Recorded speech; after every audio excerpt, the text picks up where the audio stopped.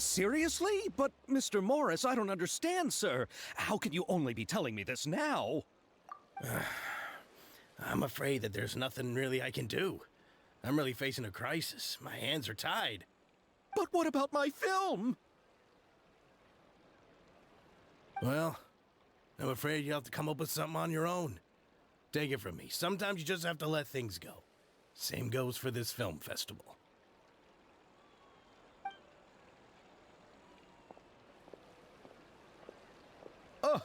Oh. Hey, isn't that Xavier? So he's back in Fontaine now. Xavier! Oh, why, if it isn't the dear Traveler and Paimon. I really didn't expect to bump into you here at this time. Well, I was doing just fine until I received some terrible news just now. The investor I was working with for my upcoming film has fallen upon some hard times and is no longer able to provide the promised amount of funds. Can't you just find a different investor? Unfortunately, that's not how it works. We had signed an agreement specific to the Fontanalia Film Festival, stipulating that I cannot work with any other investors until the festival is finished. The Fontanalia Film Festival? What's that? Oh, is this your first time participating in Fontaine's Fontanalia Film Festival? Then allow me to fill you in. The Fontanalia Festival was established to commemorate the legendary Loch Knights, who went on a quest to search for the Oceanids and eventually welcomed the Hydro Archonigeria. The holiday is deeply connected to the founding of Fontaine, as well as its unique laws and trials. It's one of the most important festivals for this nation. But what's with that weird expression on your face? It's like you're trying really hard to remember something.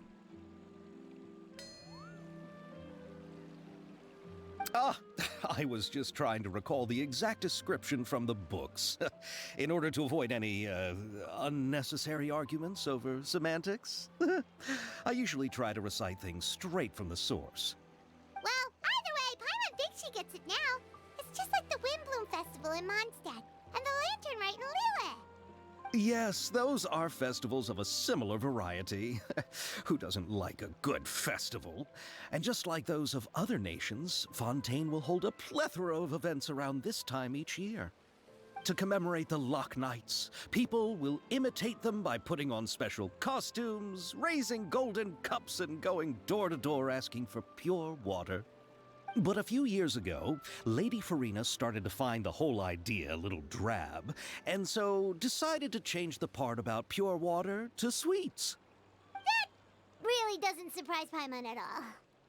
The whole thing seems more akin to a carnival now, and it's quite popular among the kids. Every year you can hear a bunch of them saying, "Trial or treat." Oh, that sounds pretty fun. But how does that connect back to the film festival you mentioned? Ah, yes, it appears I've strayed off topic. I just got too excited after seeing you. Let me get back to the point. The Fontanalia Film Festival is an event proposed by the Fontaine Film Association this year. Now that film technology has matured as a medium, it's the perfect time to introduce more people to the art form.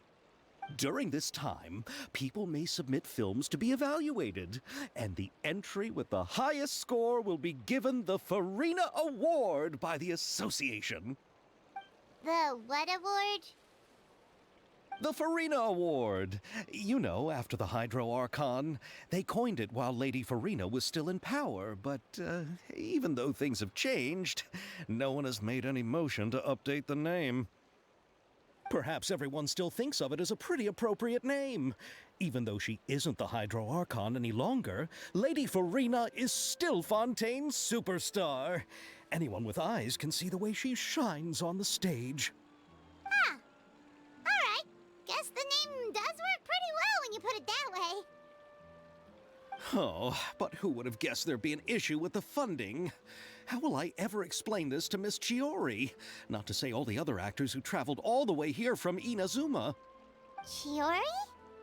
Sounds familiar. Where have we... Yes, that's her. I asked her to oversee the event's art direction, including the design of the actors' costumes and appearances. Oh, Paimon remembers now! Navia said that her clothes were designed by Chiori, and Kirara's outfit too! How to describe her? Well, she tends to be pretty direct and can be very forceful when it comes to dealing with people. The fashion world in Fontaine has dubbed her the Thundering Seamstress. Her remarkable designs have led many Fontainians to become very interested in Inazuma. Anyway, Chiori is acquainted with all the actors I've invited from Inazuma. Without her help, I don't think I would have been able to get such an international cast for the film. She really is a kind soul. Who are the actors from Inazuma? Do we know them? Why don't the two of you accompany me to the Aquabus station to welcome them? Judging from the time, the Aquabus should be arriving shortly. Chiori will be waiting to meet me there as well.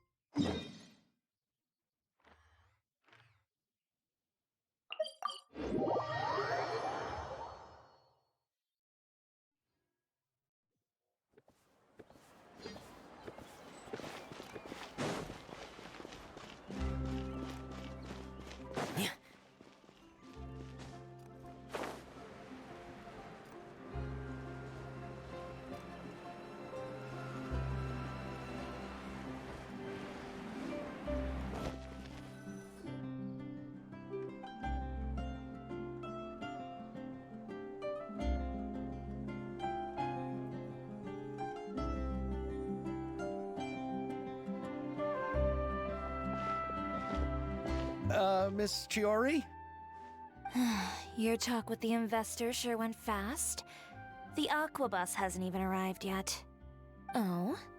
And who are they? Allow me to introduce you. This is the Traveler and Paimon. Pleased to meet you. Likewise! We've heard the owner of Chioriya Boutique is a skilled seamstress, so it's a real pleasure to finally meet you in person. Why, thank you. I strove to create an outfit that matched her high social station as the demoiselle. So tell me, what happened? I can tell the conversation didn't go quite as expected. Well, it's like this.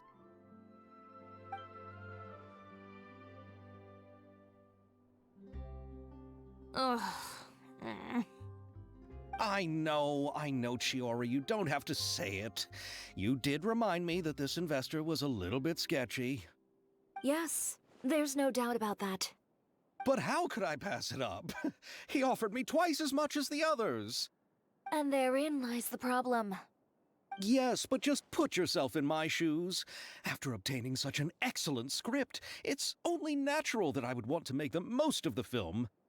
The budgets that the others had proposed were nowhere near enough. It's difficult to find someone willing to front such a large amount of mora, so... Don't be sad, Xavier. We might be able to help scrounge up some more together for you.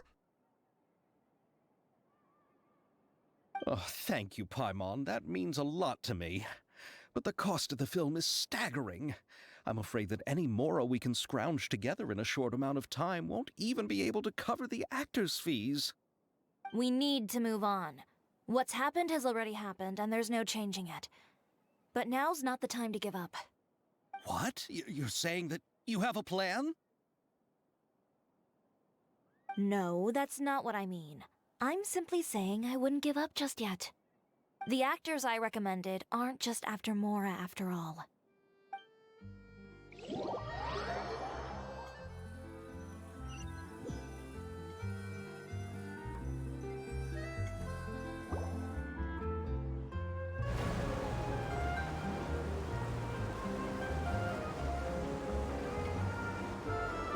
Really?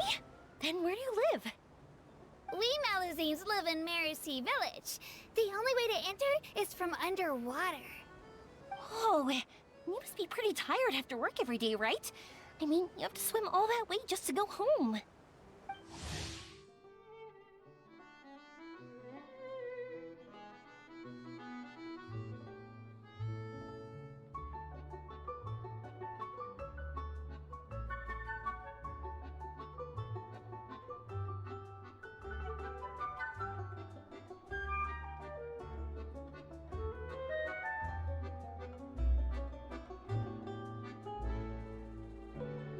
We are so thoughtful. But some Malazines choose to live in the Court of Fontaine because it's so much more convenient. This is our stop.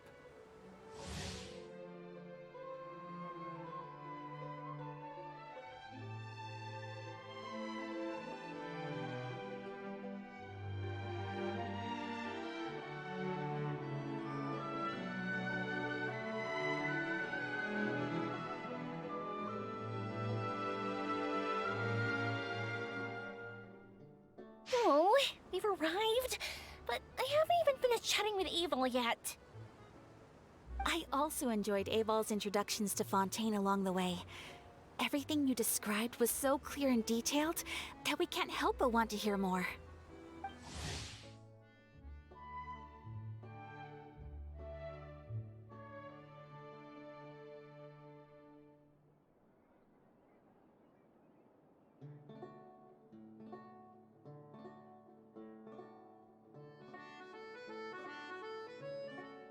Thank you so much.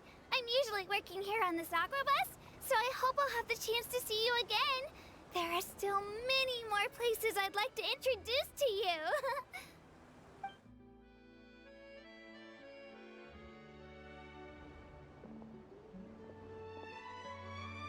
Welcome to the Court of Fontaine. Chiori, you sure have changed a lot. This is the first time we've seen you since you left Inazuma. I haven't realized it's been so long. I was in such a rush when I left that I didn't even get to say goodbye. Thank you for extending the invitation, Mr. Xavier. I'm looking forward to a fruitful trip here in Fontaine. Ah, it's an honor to have the head of the Kamisato clan visit us. So they're who you meant when you said you had actors coming from Inazuma? Oh? It's the Traveler and Paimon. Wow, what a coincidence! Ayaka and I were just talking about you on the way here. Are you also here for the film? We just ran into Xavier earlier and came over with him. But I'm not an actress. Sir Kamisato and Lady Ayaka are the real actors here. I'm just tagging along with Ayaka to have a good time together. About that, I mean, how was I supposed to contact you when I was making preparations for the film? I figured you were probably busy, and I didn't want to disturb you. So I could only keep you in the back of my mind while I sought other actors to play the lead roles in the film. I had been thinking about a surprise reunion with you during our trip here, but you still managed to surprise me first. Oh, so you all know each other already! My, what a coincidence! What are the chances everyone could be brought together here like this? Why don't we go to Hotel de Boer and catch up over a meal? I've already made a reservation. Huh? Did you reserve 2 spots for us too? Yes, of course, of course. I'll be sure to tell the boss to serve a few more delicious dishes just to make sure there'll be enough food. Very well. Then please, kindly lead the way, Mr. Xavier.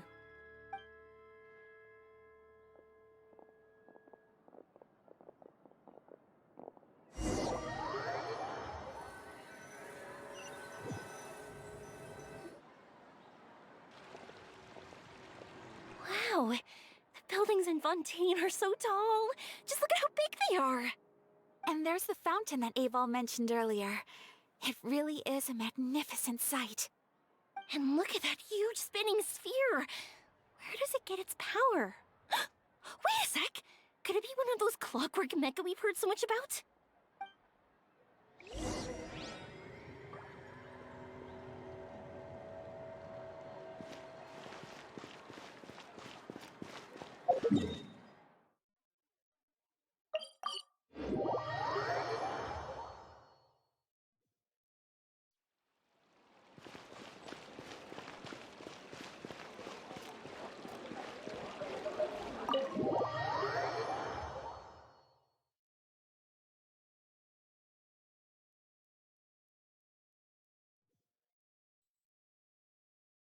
So this is what food from Fontaine is like.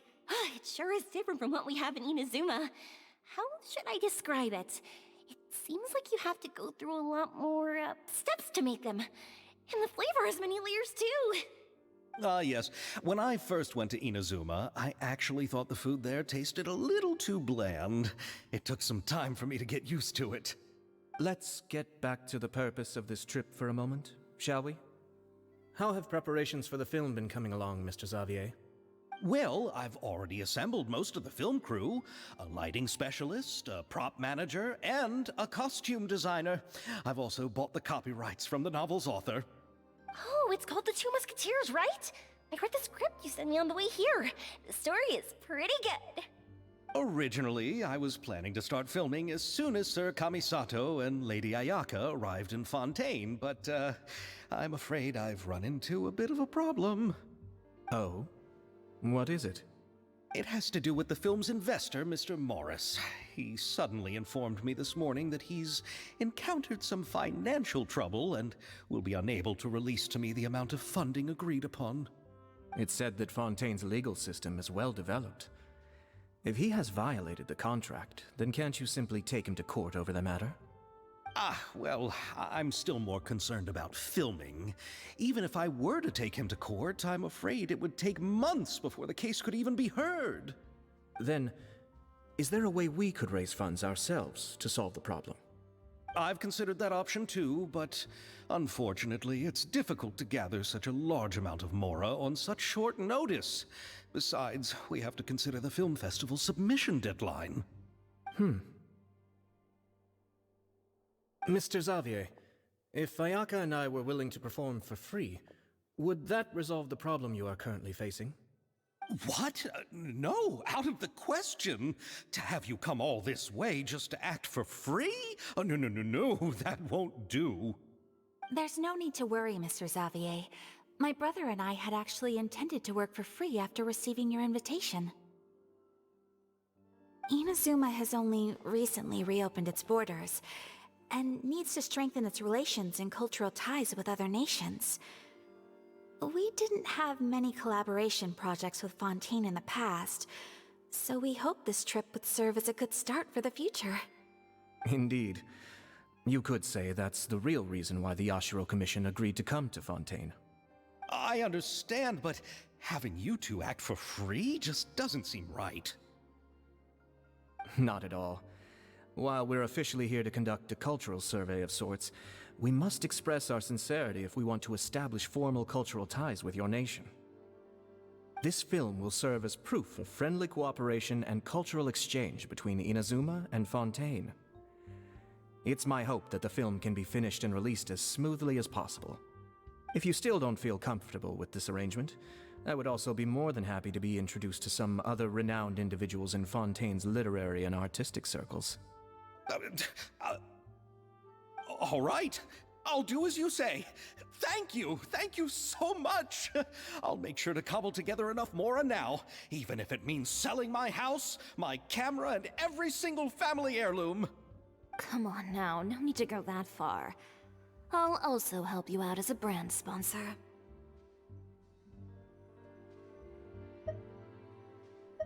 Me too! Even though I didn't bring much more to spend on this trip, it's still better than nothing. You are too kind, all of you. I really don't know how to... Ew. Alright, enough about that. Now that we have Xavier's savings, my support, and 2 leads who are willing to act for free, I think we will be able to make this happen. So, instead of Mora, you'll help with filming and production. Oh, but how can we help with that?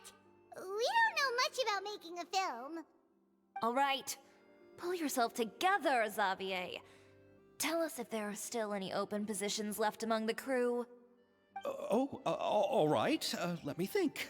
We still need a camera operator, a clapper loader, and someone to manage logistics. I originally wanted to personally serve as director, but I've been too busy working as the producer. So the positions of director and director's assistant will also need to be filled. Paimon knows what the director and the logistics support person do, but what's a clapper loader? The clapper loader is responsible for using the clapperboard to record and organize the information of each shot when the camera operator begins shooting. The work requires both patience and careful attention to detail. A clapperboard? Oh, you mean the thing they hold that goes clap whenever they start filming? Yes, that's right. Are you interested in that job? For sure! Paimon's always wanted to try that! Alright, then you'll be our clapper loader. I can find someone from the store to help with logistics. What do you think, Xavier? Oh, fine by me. As for our camera operator, I was thinking of letting the Traveler take the role. Oh, she's great when it comes to using a camera. Paimon can't even count how many things we've taken photos of during our journey. Yes, that's also what I was thinking. I noticed the Traveler had an eye for photography and composition when we worked together previously.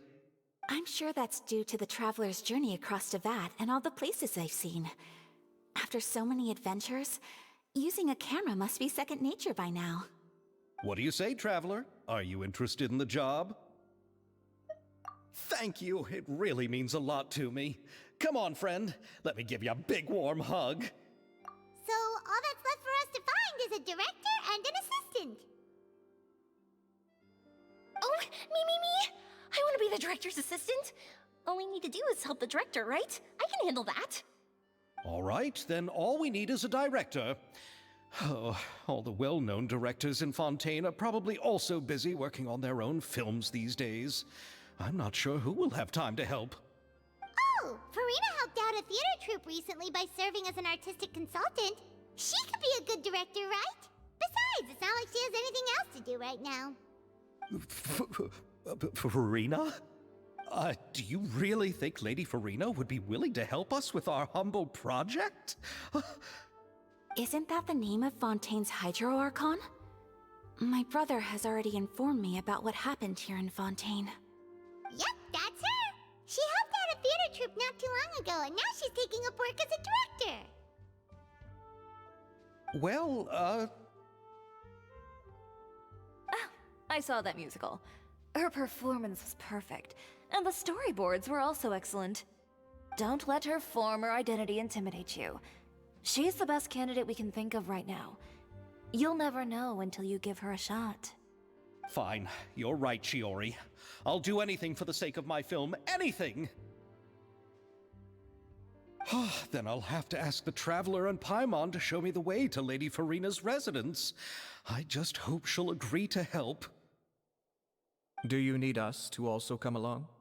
No, there's no need to trouble you with this. Besides, you've just arrived in Fontaine, and I'm sure there are many places you would like to visit. Just leave this task to me. It's part of my duties as the producer. Very well. Then we'll be waiting to hear the good news. I'll go with you. By the way, you might want to consider bringing a gift. And don't worry, we won't simply drop you off at Farina's place. We know Farina pretty well by now, so having some familiar faces there should help your chances. Besides, the whole thing was our idea in the first place. All right, then I'll start making preparations. As for the gift... A gift for someone who was once seen as the Hydro Archon. I wonder what she would like. I recall that Lady Farina once fancied a clockwork ring, so perhaps I should get another exquisite clockwork contraption for her. Huh? Can't we just bring some desserts, like the Fontinalia mousse? But wouldn't that be a little too cheap? She does like desserts, though. Isn't the Fontinalia festival happening right now? I heard Abel tell us on the Aquabus that Farina introduced the tradition of going door to door and asking for sweets. To do something like that, she must have a real sweet tooth. I agree with Yoimiya. If the gift is too fancy, it might actually make her feel more uncomfortable. Alright then, let's go buy some Fontinalia mousse!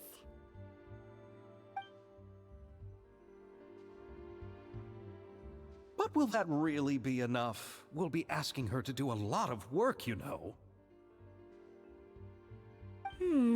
You're right. We need to further sweeten the deal. Huh? You want something even sweeter than Fontinalia mousse?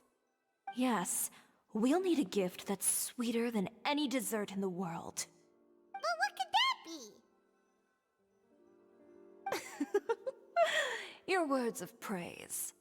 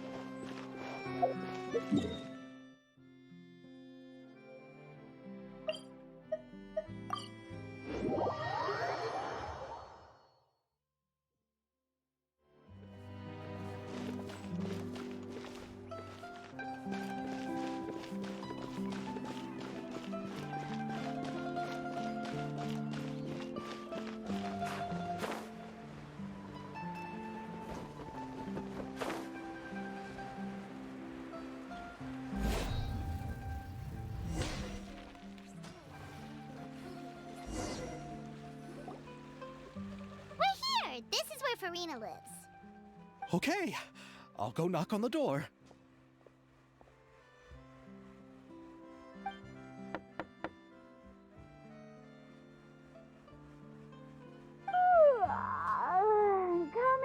Coming. Seriously, who's knocking before afternoon tea?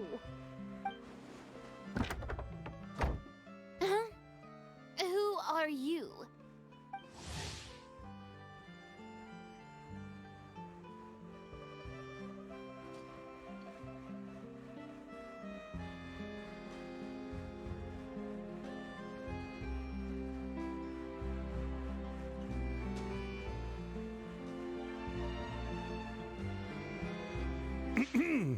Lady Farina, please allow me to introduce myself. I am Xavier, a film director. Hello. Oh, is that the traveler in Paimon I see behind you? And who's this? I'm Chiori. Ah, the one from Chioria Boutique. Hello. So, what are you all doing here? Do you need something? Did you just get up, Farina? It's already past noon, you know. Huh? Oh, Paimon means the weather is so nice in the afternoon and the sun is so warm. Just like how you make us feel. Sleeping in late is a really smart idea. No. I was just up late last night reading some novels. What does sleeping in have to do with the weather? This is a small gift we've prepared for you, Lady Farina. We hope you like it. No need to be so formal. I'm just a regular person like everyone else now. Oh, is this Fontinalia mousse? It's one of my favorites. That's great! So, actually, there's something we need your help with. Given your renowned passion and understanding of drama, I would like to ask that you serve as the director of our film crew. Oh, but didn't you just say that you're a director? Yes, but for this particular project, I'm mainly working as a producer. Besides, I'm sure that your understanding of the performing arts far surpasses my own, Lady Farina. Are the Traveler and Paimon also part of the film crew? Yep, we sure are. Paimon's the clapper loader and she's the camera operator. Camera operator? That can be a pretty technical job, and it directly affects the final quality of the film. Are you really up to it? No, I'm not questioning your abilities. It's just that I've never really seen you use a camera before. Maybe you can come up with a test for the Traveler and see for yourself. If she can satisfy you with her camera skills, then you'd have nothing to worry about and can join the team. What do you say? You sure are getting better at rolling with the situation, Paimon. Oh, I do wish to see how skilled the Traveler really is with a camera. Alright, how about this? We'll work with what we have. I'll give you some scenarios and see if your work is up to my standards. Very good. It's essential for the camera operator to understand the director's vision. I'll make my decision after seeing your work. Are you ready? I have high standards, you know. Okay, grab the camera and I'll give you a scenario.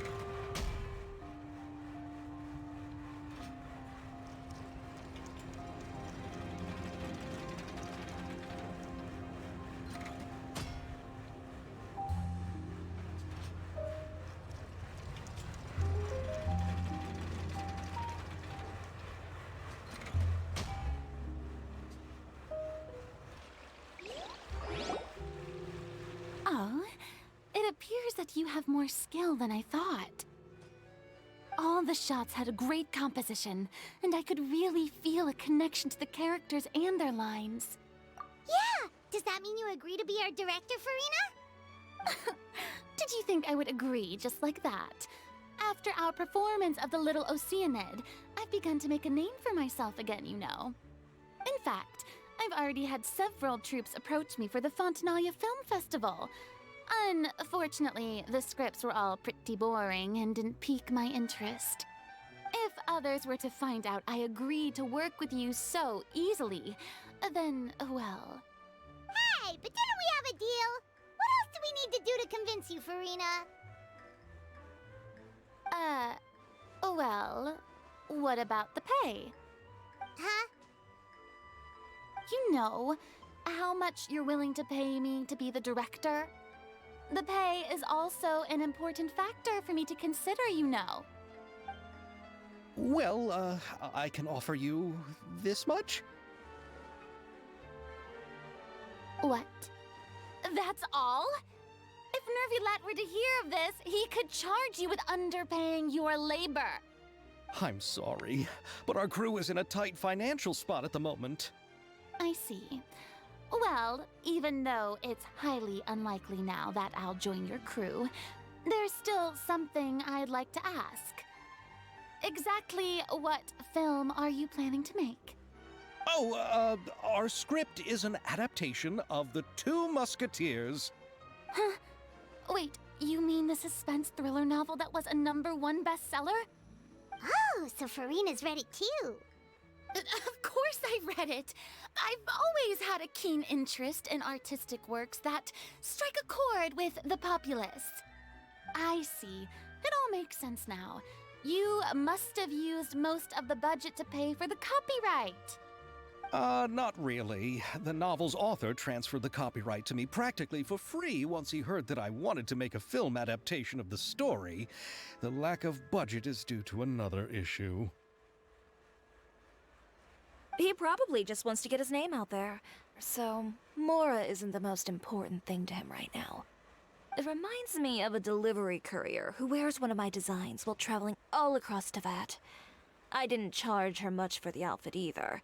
The exposure she provides for my brand is well worth it.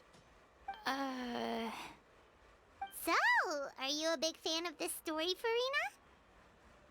Well, it's alright. The pacing of the story is good, but the character relationships could use some work. When I was reading it before, I always felt like some things were left on a rather unsatisfactory note. I have high standards, you know. Ahem, Mr. Xavier, if, hypothetically speaking, I agree to be the director, how much freedom would I have in terms of script revisions and creative interpretation? As much freedom as you would need. I wouldn't dare doubt the tastes of Fontaine's greatest star. Good. Then I'm free to alter the script as I see fit. Absolutely, no problem. All right. It seems that your crew really can't go on without my care and direction. So, you agree? Yes, I agree. Although the pay is well below what someone of my caliber deserves, a great script calls for a great director. I mustn't let a perfectly good story be ruined due to lack of funds. If you have fine cheese and bread, you wouldn't just let it sit on the counter and get moldy just because you lack an oven, right? Oh, Hydro Archon above! I'm not dreaming, am I? Somebody pinch me. There's no more Hydro Archon, you know. And it's still a little early to celebrate. There's a lot that goes into shooting a film. Although the trickiest tasks of finalizing the script and casting the actors have already been taken care of, we'll still need to reserve filming locations. Not to say set up lighting and props. And by the way, since we'll be filming the 2 Musketeers, we'll need to find an action choreographer.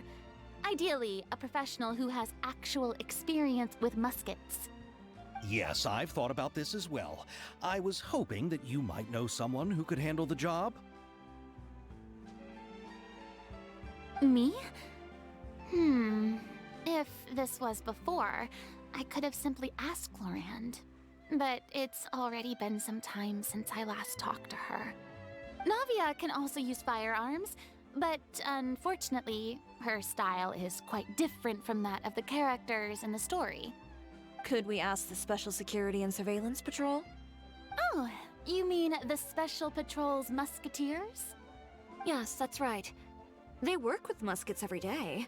I can't think of anyone more qualified than them. They would be under Nervilette's jurisdiction.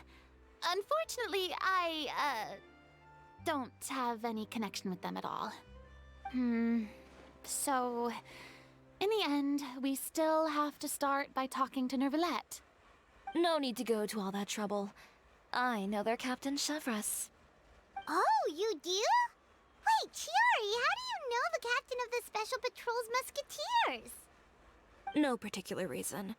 Running a business means dealing with some trouble from time to time, and she's helped me out on a few occasions. In return, I've helped her handle a few situations in which the Special Patrol couldn't get involved directly. So, we've gotten to know each other over time. So you're saying there's been times when the Special Patrol needed a fashion designer to handle a situation? Your work is becoming more and more mysterious. It'd be best to keep it that way. Anyway, enough about that. What do you all think about asking the captain to be our musket action choreographer? She sounds professional enough. She is a captain, after all. I have no objections. But I imagine the Special Security and Surveillance Patrol must be busy with their duties. Do you think she'd really have time to help with shooting a film? And then there's the issue of pay. Well, it just so happens that she's also not the kind of person that's just after Mora. As for whether she has time, I'll have to go and ask her first. Then I'll leave that to you. Macaroni's on sale today, so I've got to go. You can just tell me how things went when we discuss tomorrow's plan later. No problem. Having Farina join feels like a big boost to our team! Of course. Just wait until the day of our premiere. You'll witness the true power of my name in these lands. You'll be so glad I agreed to help. I can guarantee that even the standing tickets will be sold out. I'll be sure to ask some people I know to see if they'd be willing to act as extras. Seems like you're finally getting more comfortable with your own reputation now.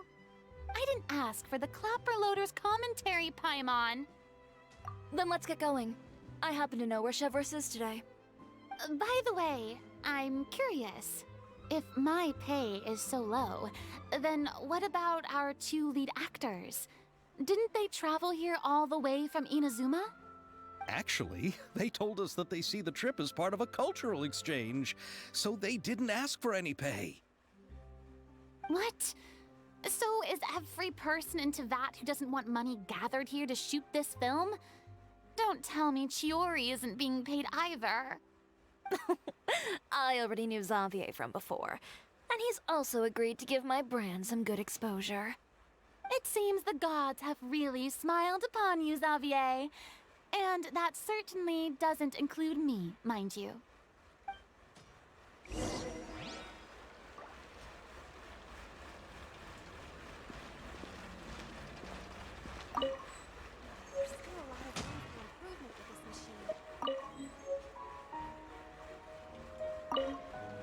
Besides the macaroni, I should also pick up some tomato sauce.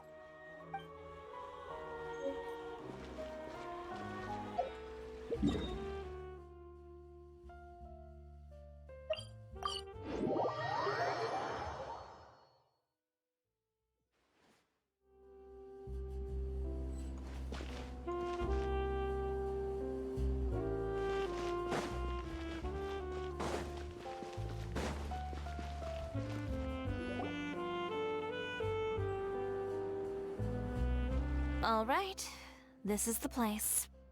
But where's the captain? There's hardly anyone around here. She's over there. The one with an eye patch reading in front of the newsstand. Oh, her! Paimon could tell there was something different about her. She seems kinda intimidating. Please wait here for a moment. I'll go fetch her. She's working now, so you might not want to get in her way. Working? But isn't she just standing there and reading a novel? Just trust me. Oh, alright, let's see what happens then. Chiori sure is a mysterious person. She claims just to be a fashion designer, but she knows all these powerful people. The court of Fontaine isn't particularly tolerant of visitors from overseas, so it isn't easy for a foreigner to promote their brand here. Even more so in the competitive world of fashion. Even a local like me just trying to make a film has to face all kinds of challenges. So I can only imagine what Chiori has been through to get where she is today. I'm sure that having more connections has definitely worked in her favor. Reading on the job? Detective novel. One main character? No. Multiple. Branching storylines. I see. How's the plot coming along? One of the main characters is about to make a choice that will affect the rest of his life. I'd wager he's going to make the wrong choice. Any way to speed things up? There's something I need your help with. You know that doesn't depend on me. It all comes down to what the character chooses. Which is exactly why I'm here to help.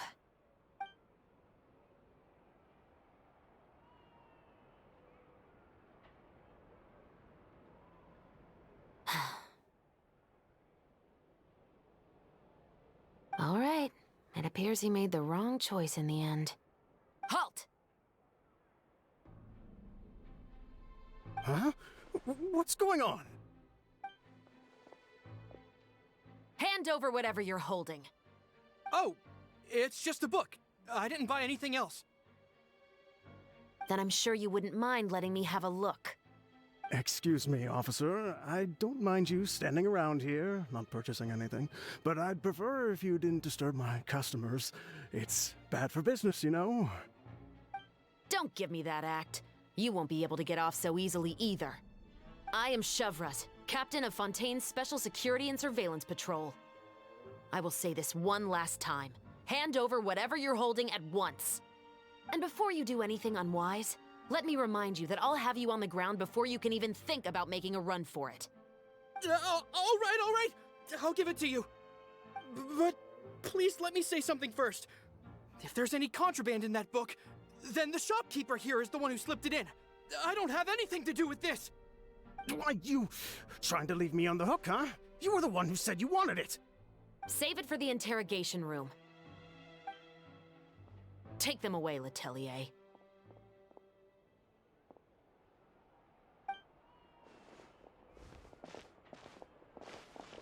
What's going on here? One second you're reading a book and the next you're escorting people away! And who are... Oh! Aren't you the traveler who's been all over the papers recently? Chiori, I'm assuming what you wanted to ask me about has to do with them, right? Maybe I can let you in on what's happening then. Now that Vacher has been brought to justice, no new shipments of synth will be made and distributed to sellers. The Fontaine guards have been busy collecting the remaining synths still circulating on the market. Thanks to a tip from our reliable source here, this should be the very last batch. Oh, so you were pretending to read a book in order to catch the bad guys! Oh, Paimon almost forgot to introduce ourselves. Paimon is Paimon, and this is the Traveler and Xavier! Hey, I'm Chevraz. You probably already heard me introduce myself, so I won't bother repeating it. Yeah, why didn't you make a move as soon as you had the chance? Were you worried that my intel wasn't accurate? No, I wanted to see if the shopkeeper would turn himself in first. All he had to do was come up to me and say that he didn't know where the synth had come from. If he did that, then I wouldn't have had to press charges on him. He had the whole day to turn the synth over to Chevraz. But instead, the moment I came up and blocked Chevraz's line of sight, he took the opportunity to sell it off. Yep, he made the wrong choice, even though the right choice was right there in front of him. But you knew they wouldn't make the right choice. Yeah, I knew. I was just hoping I'd be wrong for once. Enough about that, though. What did you want to ask me about? Oh, you see, it's like this.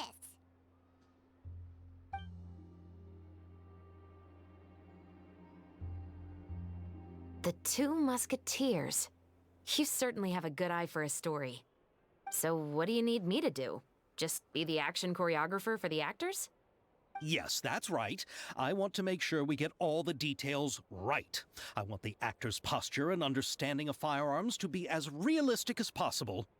However, I'm afraid this work will require a bit of your time, since you'll have to be present whenever we're filming. Also, as for the pay... No need to say any more. I'll join. Huh? Just like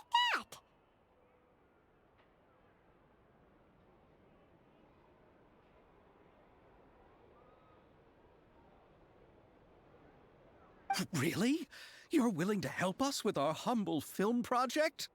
Sure, it's no big deal. As I said, we've wrapped up our investigation here, so I don't have any other tasks on my plate for the moment. Besides, I personally really like this novel. I even have the collector's edition at home. Stories where justice prevails over evil never get old for me. Then we've got a deal? Yes, I'll see you on set tomorrow.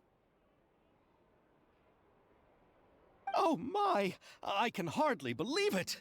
I should tell Lady Farina immediately. Oh, and I must tell the prop manager and lighting technician to get everything ready. We start filming tomorrow! Calm down, Xavier. The film is going to take more than just a day to finish. Still, I should also head back now and start preparing the actors' costumes and makeup. Alright, guess that's it for today then. Traveler, Paimon, please stay for a moment. I have something to tell you. Then I'll take Xavier back. Poor thing. He's so excited that he can't even walk straight anymore.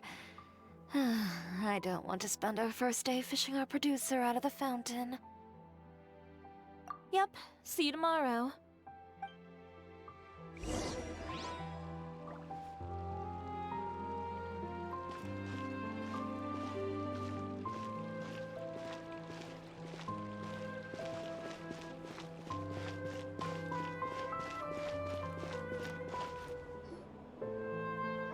So what did you want to tell us, Chevres? Have you read The Two Musketeers? The story is about a pair of children born into the household of a baron, and their struggle to survive together and take revenge for their mother. They were raised at the baron's estate, where their mother worked as a maid. The two were illegitimate children that the baron had with the maid, so they were never treated well by anyone. One day, upon returning home, they found their mother had been murdered and left dead on the floor.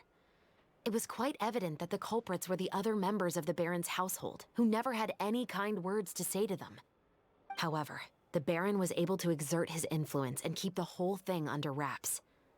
The mother's death was eventually deemed as a suicide, and there was no chance of bringing her murderers to justice. The two siblings decided to flee and someday avenge their mother. Many years later, members of the baron's family suddenly started turning up dead one after the other, all killed by gunshot. A rainbow rose was found on each of the victims' bodies, being the flower that the kid's mother liked best. The baron believed that the mother's soul had come to take vengeance on him, so he lived in fear each day. But it was actually those two siblings who had fled all those years ago. They relied on each other to survive and trained day and night, eventually becoming adept musketeers. They used all of their abilities to collect evidence and clues before executing their plan and exacting revenge on the baron. Their actions let the truth behind their mother's death be known to all. That's quite an exhilarating story. Yep, the baron got what he deserved for his evil deeds, and justice was able to prevail. It was just the kind of story I enjoy. Oh, so is that why you were so willing to join our crew, Chevres? You could say it was one of the reasons. Oh, you mean there were other reasons too? I've read the reports about you. Whether it was at the trials or when you lent your hand to resolve our nation's crisis, you've shown that you've got a strong sense of justice, as well as a great mind for deductions. Yes, you're as sharp as I expected. It seems you've experienced many similar situations before. There's been a recent murder case involving Muskets. The perpetrator's methods appear to be very similar to what is described in the novel. Huh? Really? But Paimon didn't see anything about that in today's papers. The Marechaussee Phantom hasn't yet released any information to the public because the investigation is currently at a standstill. The murderer is extremely cautious. A murder involving firearms? But not that many people use those in Fontaine, right? Impossible. We perform a routine inspection of our firearms and ammo reserves every day. If one of the weapons had been fired, it would stick out like a sore thumb. Besides, I trust the members of my platoon. However... Well, that's all I can disclose about the case today. Huh? What do you mean? I hope you all can go back and get some shut-eye. You can decide tomorrow whether or not you'd like to join the investigation with me. I'm aware this might not be the ideal time to add more to your plate, but the more capable people we have, the better the chances that justice will prevail. Carrying out investigations isn't actually supposed to be our responsibility. Our job is to apprehend the perpetrators. Finding them is really up to the Marechaussee Phantom. You could say I'm taking part in the investigation out of personal interest. I don't want people to see Muskets in a negative way, and also, I'm concerned about the similarity between the crimes and the story. You mean they might be connected somehow? I suspect so. Just to make myself clear, this is not an order, nor is it a deal of any kind. It's a request, nothing more. If you two have any interest in the case after we finish filming tomorrow and are willing to assist me, then I would be most grateful.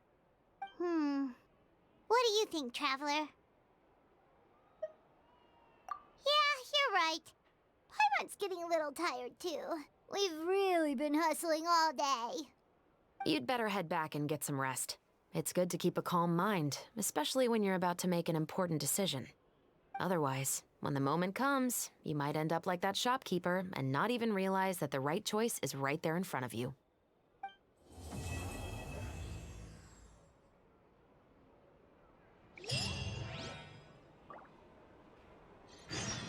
It's finally time to meet up with everyone! Paimon even dreamt of making the film last night. If Paimon remembers right, we're meeting at Hotel de Boer. Let's get going!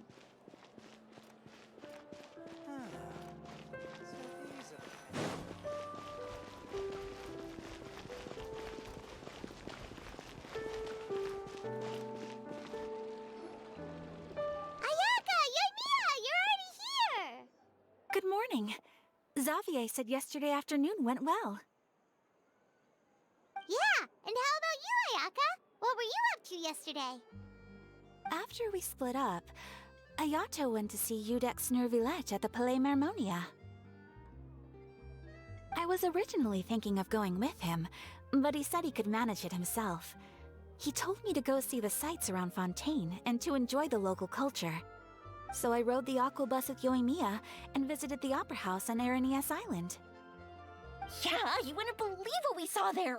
2 mechanical puppets that were dancing together! You've already seen them, right? Yeah, those two! Amazing, aren't they? We sat and watched for quite a while. It was mesmerizing, like we could keep watching them forever. Oh, it was the same for us the first time we saw them, too! Afterwards, we went swimming at the beach! Well, diving, to be exact. It was the first time I ever breathed underwater! I held Ayaka's hand and we counted down together. 3, 2, 1, and then splash! We were beneath the waves.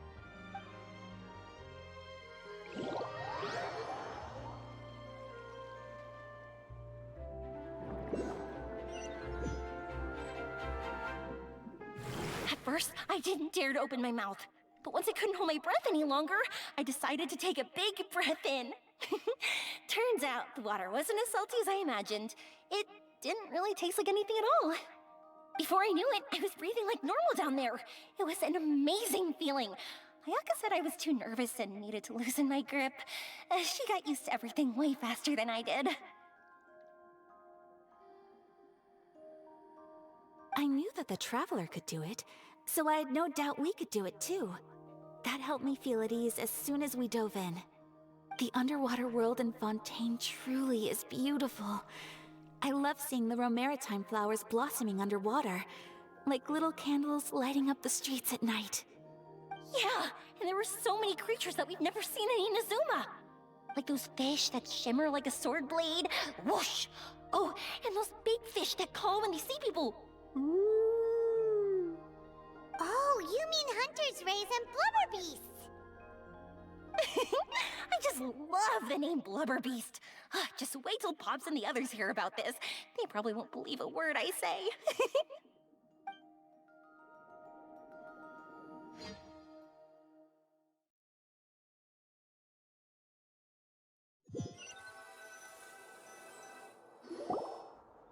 Yoimiya was down there for quite a while. It was dark before we finally rode the aquabus back to the city. I figured she'd want to sleep in today.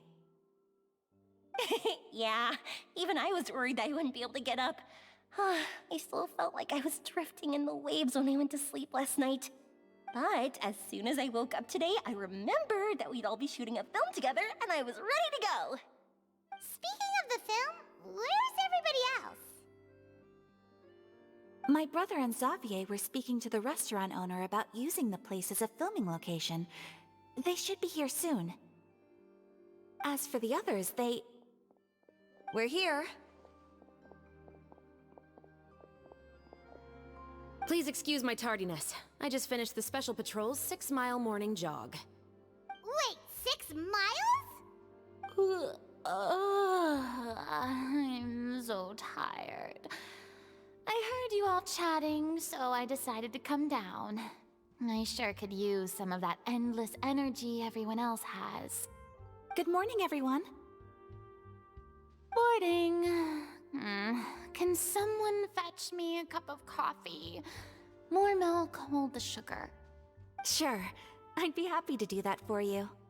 No, you can't go anywhere. Please, have a seat over here so I can get started on your makeup. Ugh, the last thing I want is coffee stains on my costumes. I can get the coffee. It's the perfect job for an assistant.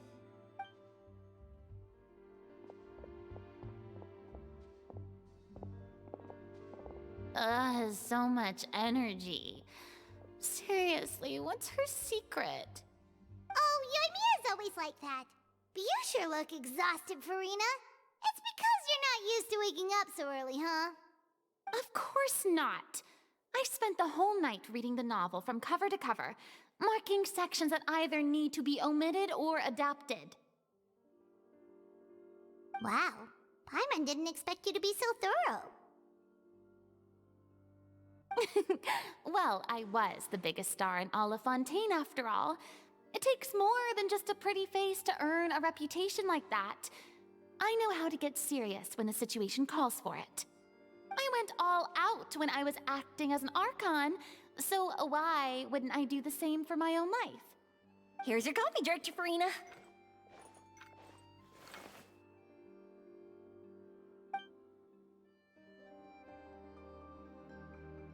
Oh, thank you. The sound of being called director and the aroma of coffee feels almost as refreshing as hearing the birds chirping in the morning. Ah, it seems everyone has managed to arrive on time. We've reached an agreement with the restaurant owner. We are free to use the second floor to shoot our film. Really? That's great! He is really looking forward to our film, and hopes that providing his restaurant as a filming location will attract more customers. Well then, Mr. Xavier, I'll leave the rest to you. Okay, thanks. First, I'd like to introduce our new members. This is our prop manager, Veronique. She'll be in charge of all the film's props and items. And this is Bonneau, our lighting technician. He'll be in charge of lighting and illumination to set up each scene's atmosphere. Wow, sure feels like we have some real professionals joining the crew now. First of all, please allow me to first express my sincerest gratitude to everyone in the crew. When my investor informed me yesterday that he wouldn't be able to provide the funds, I really thought that this was the nail in the coffin for this film. I had no idea that I'd find so many people willing to help me on such short notice. Thank you. Thank you all from the bottom of my heart. No need to be so cordial, Mr. Xavier. We're all honored to be a part of this. Your works made a profound impression on me when I saw them back in Inazuma. I am sure that someday, this film will be remembered as a prime example of cultural exchange between Fontaine and Inazuma. Yes, the story is the reason I agreed to join. I can't bear to even imagine what this film would look like without the very best director. Anyway, I would like to make a promise to everyone that as the producer of this film, I'll do whatever I can to ensure that everything goes as smoothly as possible. This is not just my film. It also embodies the thoughts and feelings of every person here, as well as the endless effort we are about to pour into it. So, without further ado, the Two Musketeers will officially begin filming now! You may take it from here, Director Farina. All right, listen up, everyone.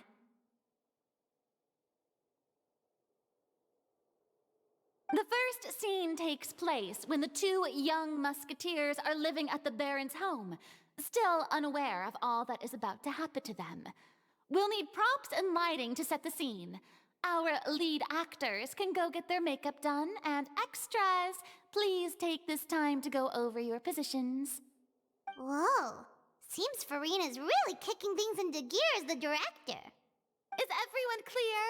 I don't want anyone traipsing around the set like umbrella finches. All right, cameras will start rolling as soon as the set is ready. Let's make a film that'll make some serious waves in Fontaine. Not the kind of waves that drown people. I mean, the good kind of waves. Seems like she's still a bit traumatized by that. Anyway, let's go see if there's anything we can do to help.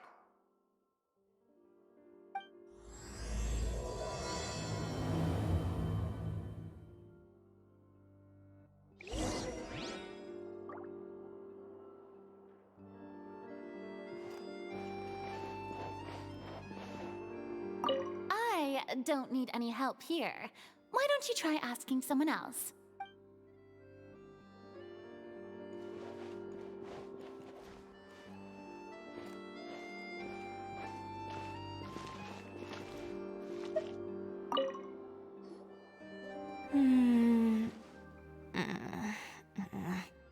Ayaka has mentioned you to me before.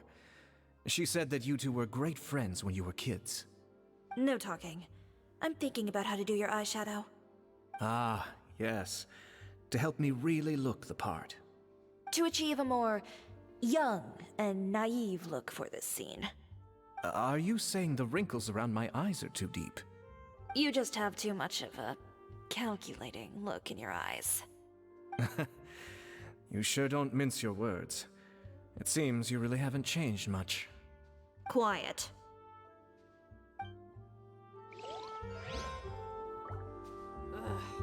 So annoyed.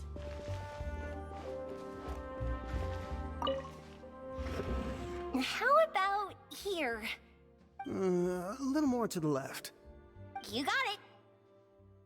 Hey, Yoimiya, do you need a hand? No, I'm fine. You know, doing the lighting is kind of like designing a fireworks show. It's interesting to imagine what kind of atmosphere the lights will create. I heard that the Traveler will be operating the camera and Paimon will be the clapper loader, right? Those roles are just perfect for the two of you. Really? Is that because it'll be easy for Paimon to hold the clapperboard while flying? Well, sure, there's that, but that's not exactly what I meant. I just think that after all your journeys together, you two must have developed a super close bond and just naturally know how to work with each other. If I'm not mistaken, the director will want the cameras rolling as soon as the clapperboard goes clack. Oh, I see! It's amazing to see the magic behind filmmaking. Yoimiya, we need lights over there, too. Oh, on it! I've got to get back to work. Chat with you later. Oh, it's exciting to see so many people working together to bring the film to life.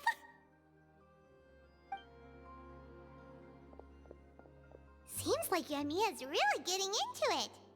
But she was right. We do have a super close bond, don't we?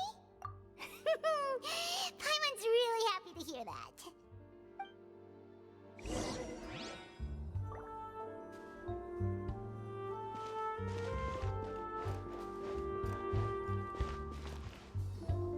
So, this is a real musket? No, it's just a prop weapon. Not bad. Have you seen a real musket before? Only in books and newspapers. I made this one based on the relative shape and proportions I saw in reference images. When we're filming, some special gunpowder will be applied around the muzzle, which will help create the flash and smoke effects of a real gun being fired. Which means it'll be up to the actors to portray the recoil. That's right. The sound effects for gunshots will also be added in post-production. Thank you, Veronique. I think I know where to start now. However, the musket's gears and firing pin could still use some work. Adding some wear on the metallic components will make them appear more realistic. Also, be sure to rub the muskets with some oil each time before we start shooting. That'll give the impression that the firearms have been well maintained. Good point. You seem to know a lot, Miss Chevres. I assume you use these types of firearms on a regular basis? Yes, I perform routine maintenance on my weapons every day. Just like we as people need to eat and sleep, muskets need to be cleaned and maintained. I also perform similar care for my sword every day, and familiarize myself with its shape and weight, to the point where it feels like a natural extension of my body. Yes, this way, our weapons will never betray us in the heat of battle. Yes, well said. It seems we have the same philosophy on this topic. Oh, sounds like they found a common interest to talk about. Though these props differ from the muskets I use, I can still give you some pointers. Good. I look forward to your instruction. First and foremost, never point the weapon at anyone, regardless of whether it's a real or prop weapon, or whether you're holding it or it's on the table. This holds for any time when you're not actively engaging an enemy. Okay, understood. When aiming the musket, extend your arm so that it's level with your shoulder, and use your eye to look down the weapon's sights. Like this? Not bad. Now, try saying your lines. This is the end of the road for you. Good. Now turn your body a little. That way, you'll give your enemy less of a target to work with. And relax your shoulders. Here, allow me to demonstrate. This is the end of the road for you. Huh. Excuse me, Miss Chiori.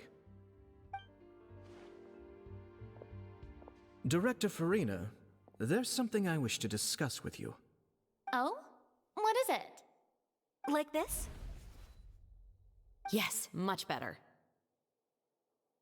What do you think? I do see your point. But are you sure you wish to do this?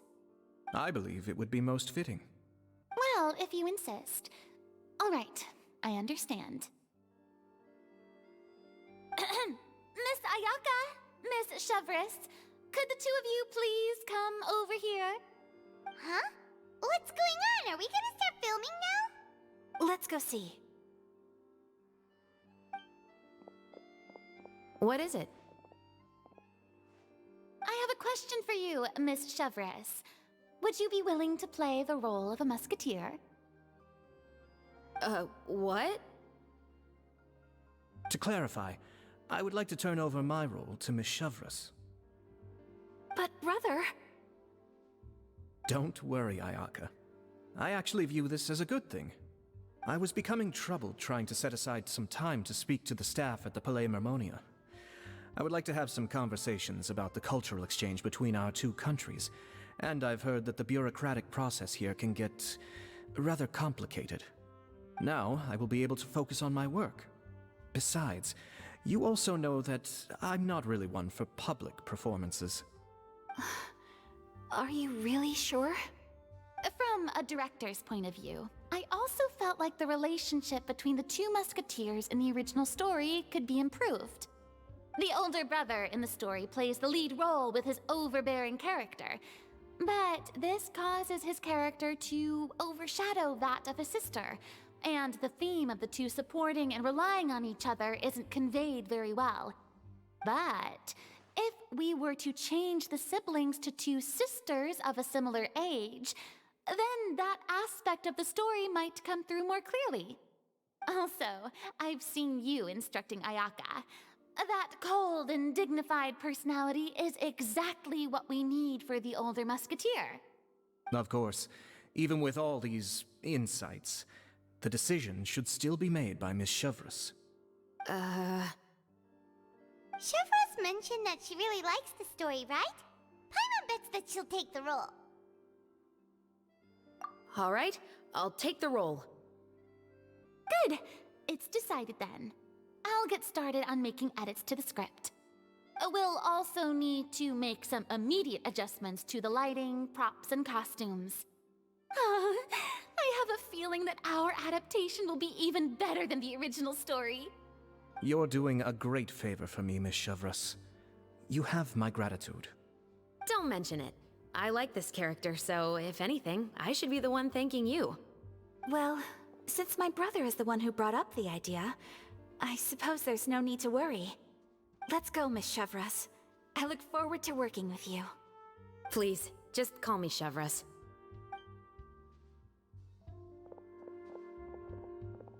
Seems like you're really going out of your way to solve the problem I was having with your makeup. Surely you jest, Chiori. I assure you that I was mostly motivated by a desire to spend more time on formal business. Oh, come on. You really think I'd buy that? According to what I've heard from Ayaka, her brother is someone who can juggle 10 different matters at the same time. I'm sure you have other reasons for backing out. Perhaps. Ayaka always said she wanted to go out and see more of the world, just like the Traveler. But I feel that she needs not only to see other nations, but also to make some different kinds of friends. I think it would be harder for her to make new connections with me constantly by her side. I would like to give her some space. All right, go on. Spoil her some more. Ayato, it's too bad you're stepping down from the role. Paimon really wanted to see you act as a musketeer. No need to poke fun at me. I'd wager that you also felt that I wasn't the best candidate for the role. It's a little hard for Paimon to imagine you saying those lines. Yes, I've made an appointment to meet some people from the Palais Mermonia. Now, I will have some more time to prepare. Traveler, get the camera ready. Paimon, get the clapperboard. Actors, to your positions. We're about to start shooting the first scene. Go on now. And please take good care of Ayaka. Yep, don't worry. Thank you. I look forward to seeing the film when it's finished. All right. Now that we're all here, let me help set the scene for everyone.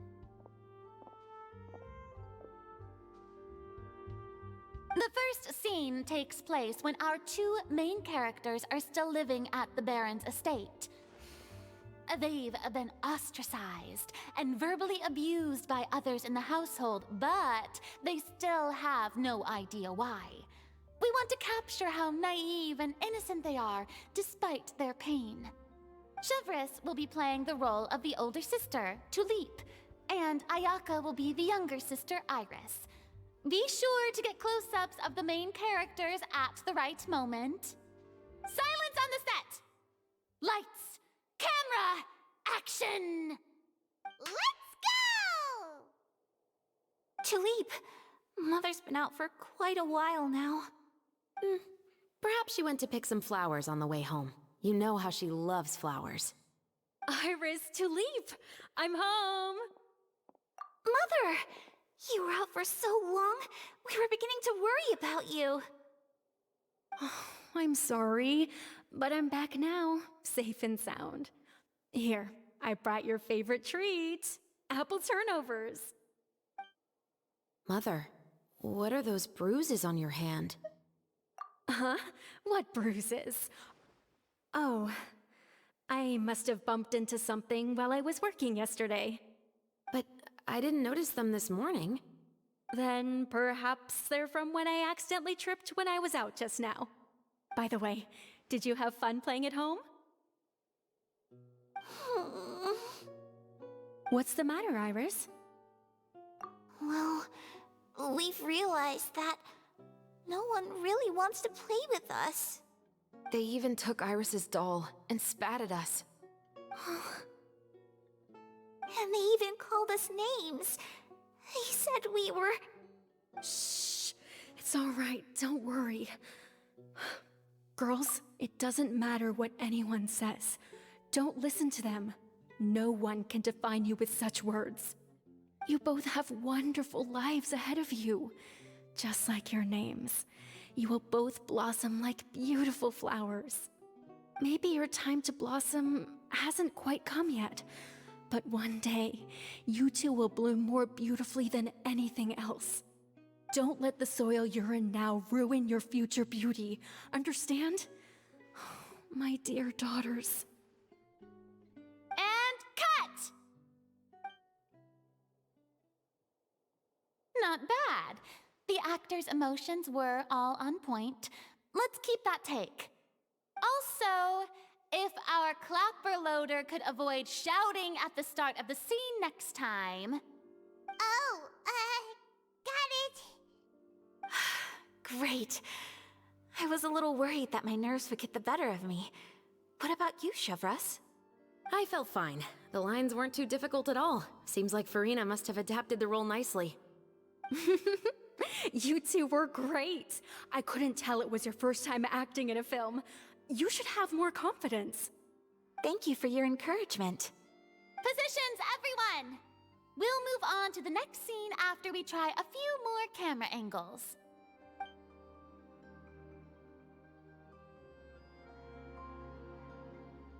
This scene is when our two characters return home, only to discover their mother has been murdered. Ready? Lights! Camera! Action! Mother, we're back! Mother?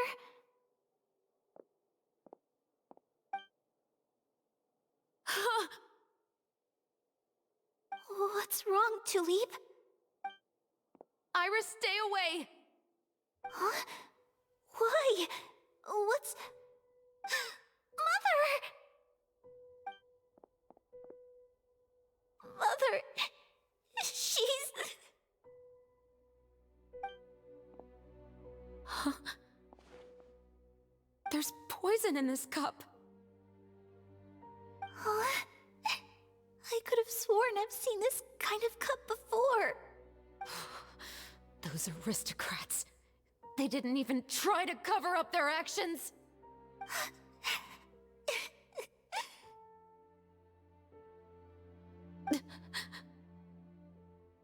Iris, we need to leave this place. Leave? But now that Mother is gone, where can we even go? Anywhere. All I know is that we can't stay in this house. But are we just going to let them get away with this? We'll have our revenge, I promise you. Just not right now.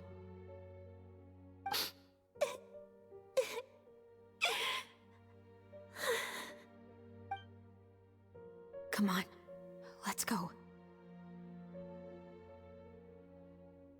No, wait. We can't just leave Mother here like this. At least let me leave this rose with her. That's why we went out in the first place. To buy her this flower. All right. Goodbye, Mother. We'll avenge you. Someday. And cut! Beautiful! Great performance! Oh my, you're so amazing, Ayaka! And were those real tears I saw? How did you do it? I was surprised too. Thank you for the kind compliments. Actually, as soon as Director Farina said action, I told myself not to think about anything. I just felt the weight of the moment and became the character. It's quite similar to practicing the art of the sword. You clear your mind and focus only on what's happening in front of you. Ayaka's performance was amazing. Have I discovered an acting prodigy? Pipe down, everyone! We need to move on to the next scene!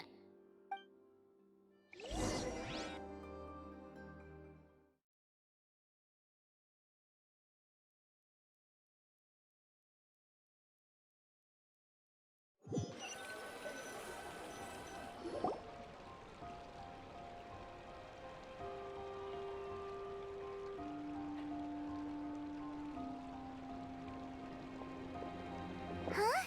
Are we done already? But Paimon wants to keep playing with the clapperboard. How do you feel, Traveler? Is your arm sore from holding the camera all day? Good work, you two. You too, Shivers. You were quite the actress today. I've read this novel many times before. I have a good grasp of my character's mindset. Anyway, do you remember my request from yesterday? Oh, right! We were having so much fun that Paimon nearly forgot! You have a case where the murders seem really similar to the cases in the novel, right? So, how are they similar exactly? In the story, the main characters grow up to become two musketeers, always using their guns to carry out their revenge. And on each of the victims, they place a rainbow rose as a signal that they've returned. Yes, that's correct. We found rainbow roses just like in the novel. Seems like you're connecting the dots now. Oh, that does sound pretty concerning. Especially after seeing the script today. Ooh, now Paimon can't stop wondering what kind of ulterior motive the murderer might have. What do you think, Traveler? You're smart. Paimon wants to hear your thoughts. Good. On behalf of Fontaine's Special Security and Surveillance Patrol, thank you for your dedication to justice.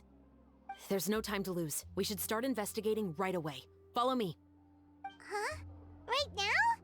But we just got done filming all day. Paimon's so tired. The most valuable intel always comes after nightfall. They are like small, remote islands in the middle of the sea. If you don't stay vigilant, you will pass right by them in the fog. That's how one of my favorite books always puts it, at least. So, where are we going right now? Let's start by checking out some workshops that sell mechanical components. If the culprit is making their own weapons, it's very likely that they'll visit those sort of places.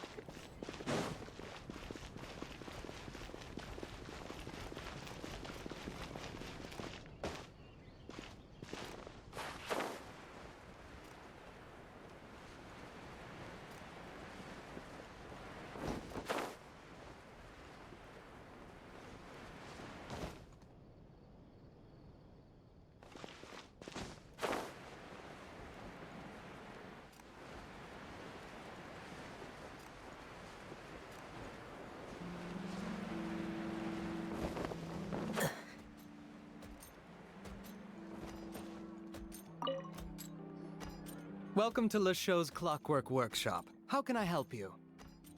Hello. I'd like to know if anyone has purchased some special components lately. Special components? Sorry, could you be more specific? I mean the kind of components that aren't typically used for clockwork toys, but for firearms. Huh? For firearms? No, we don't sell those sort of things here. Don't misunderstand. I'm not here to cause any trouble. We are merely investigating a case, and we're hoping that you could cooperate. Well, to be completely honest, I'm not even sure what kind of components that would entail. Has anyone ever purchased components here as an individual rather than on behalf of an organization? We have a lot of customers who buy toys, but those who buy components are all regular customers who buy in bulk on behalf of their organization. Is that so? I understand. Thank you for your cooperation. You're welcome. It's the least I can do.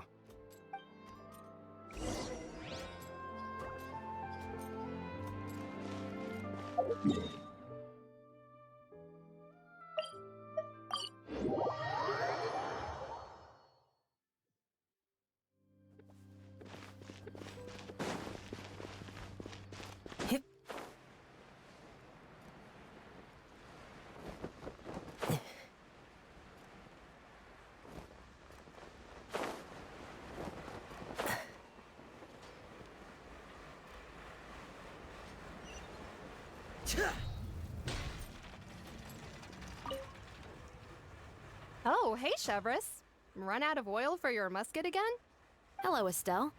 I want to know if anyone has come to your shop recently to order some firearm components. Oh, is this another case? Let me think. I don't think so. Some people have requested that I make some prop guns for the Fontanalia Film Festival, but I refused all of those requests. Oh? Why's that? Because there's no profit! I only make things here that can do some real heavy lifting. I don't have the energy to make some new molds just for the festival. Then has anybody come specifically looking for mechanical components? Well, I usually sell off my scrap to the Fleuve Cendre. I don't typically give them to one specific person. I understand. Thanks for your cooperation. Don't mention it. Always happy to have the Musketeers' patronage. Seems like we haven't found any leads to go off yet. Yeah, unfortunately. Alright, let's head to Fleuve Cendre next. Huh? Are you sure? People might not be so thrilled to see the captain of the special patrol there. You think so, huh? Then I guess you don't know. Huh? Know what? That I grew up in Fleuve Cendre.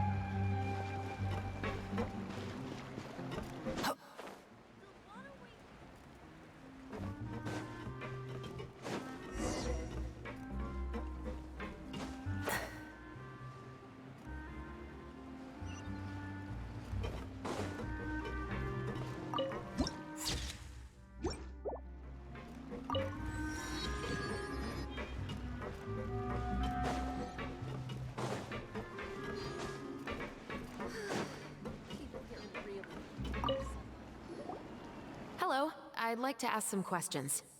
I don't know anything. Don't worry, I'm not here to arrest anybody. You say that now. It's the truth. Here, take this as my guarantee. Wait, did Paimon just see what she thinks she saw? Is the captain of the special patrol bribing a citizen? Seems you're different from the other guards. What do you want to know? Have you heard anything related to Muskets in Fleuve Cendre lately? Anything at all? Muskets, huh? All I know is that about 2 weeks ago, we started hearing some loud noises at night. So loud that it's been waking me up. Were they gunshots?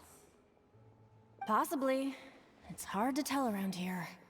Someone's house collapsing, a pipe exploding somewhere, it's all the same. But the noises I'm talking about definitely happened after I fell asleep. Do you know where the noises were coming from? I don't remember clearly. Is it that you don't remember, or that you need to think about it some more? You tell me. Then please, think about it some more. She's giving her even more Mora! The noises came from the end of the Southern Waterway. I came out and had a look for myself and I wasn't sleeping well, but I didn't dare get too close. That's all I know. All right, I'll take your word for it. Thanks for the pâte de fruits.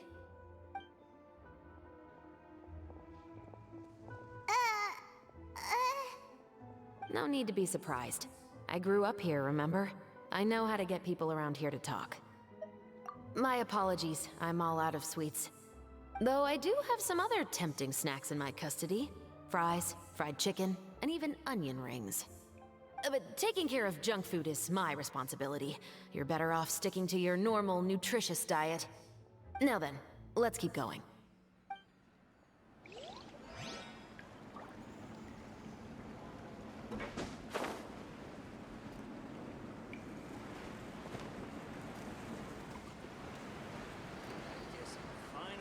Adventuring underground is way more fun than I thought.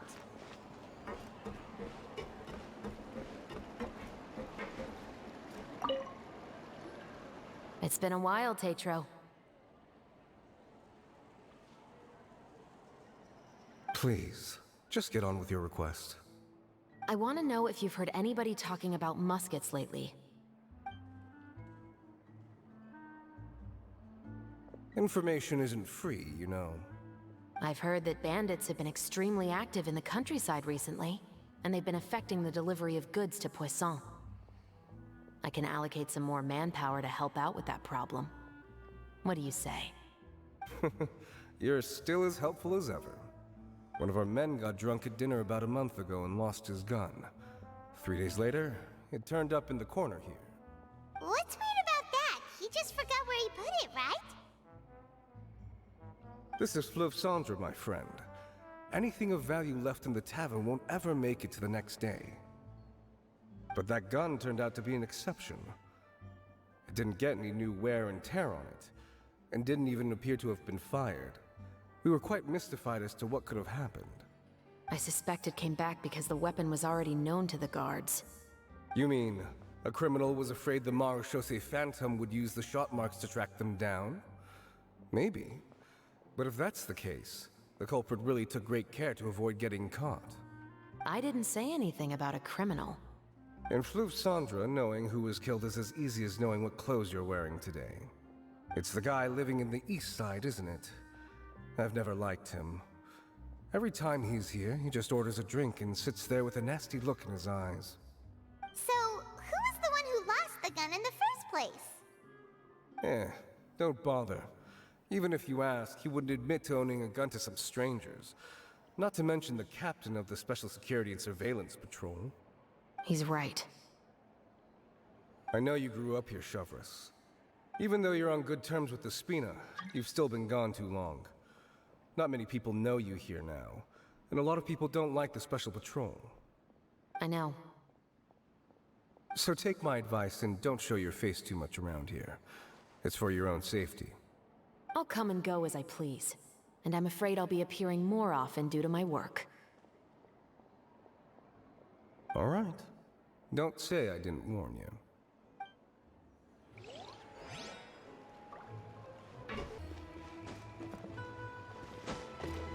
Whatever business you're in, you gotta keep up with the changing times.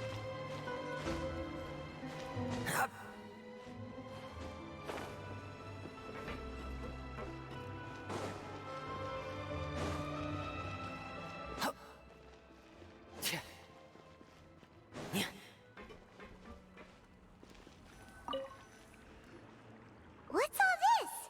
Some broken planks and barrels, as well as some liquor bottles? Yes, but have a closer look, Paimon. Even though somebody has purposefully tried to clean them up, these are obviously marks from musket bullets. In other words, someone was here trying to improve their shot. They were using the barrels and bottles for target practice. Could it have been the killer? Your guess is as good as mine. Although many people at Fleuve Cendre own guns, few hide the fact from others. And even fewer would go to such lengths to hide markings from practice shots. Anyway, let's go. There might be more to this.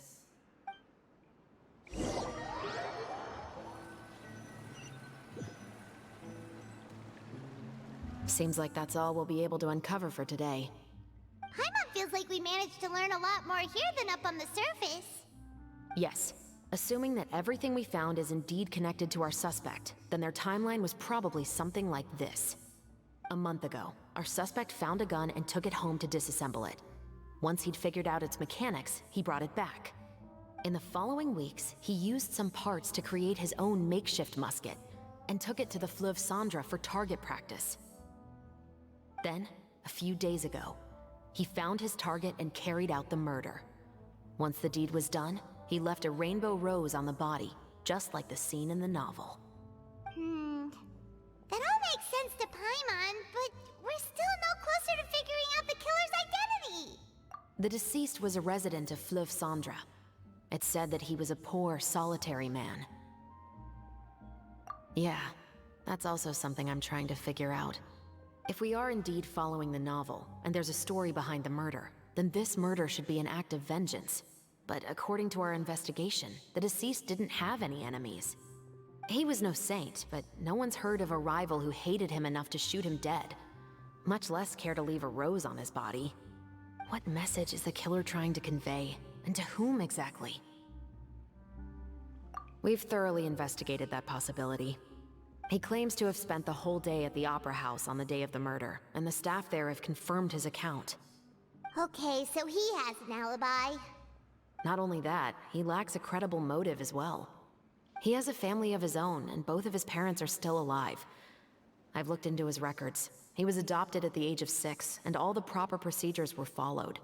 There are also records of him at an orphanage before then. In the story, the mother of the 2 musketeers was murdered after the children turned 10.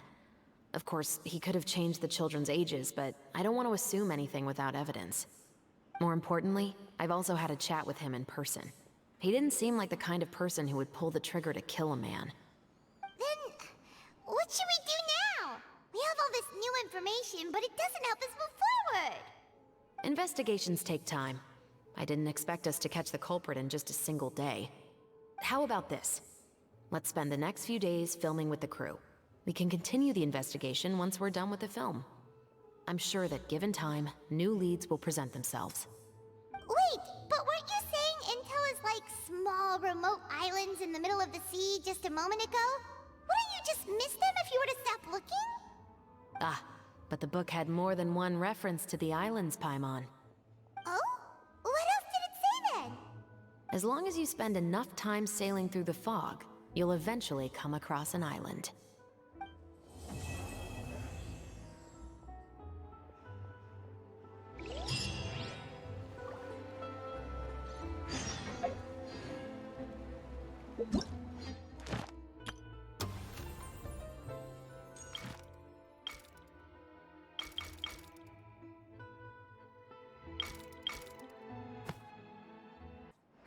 It's filming time again! Our schedule is jam-packed for the next couple of days, too. We've got so many different locations and sets to cover.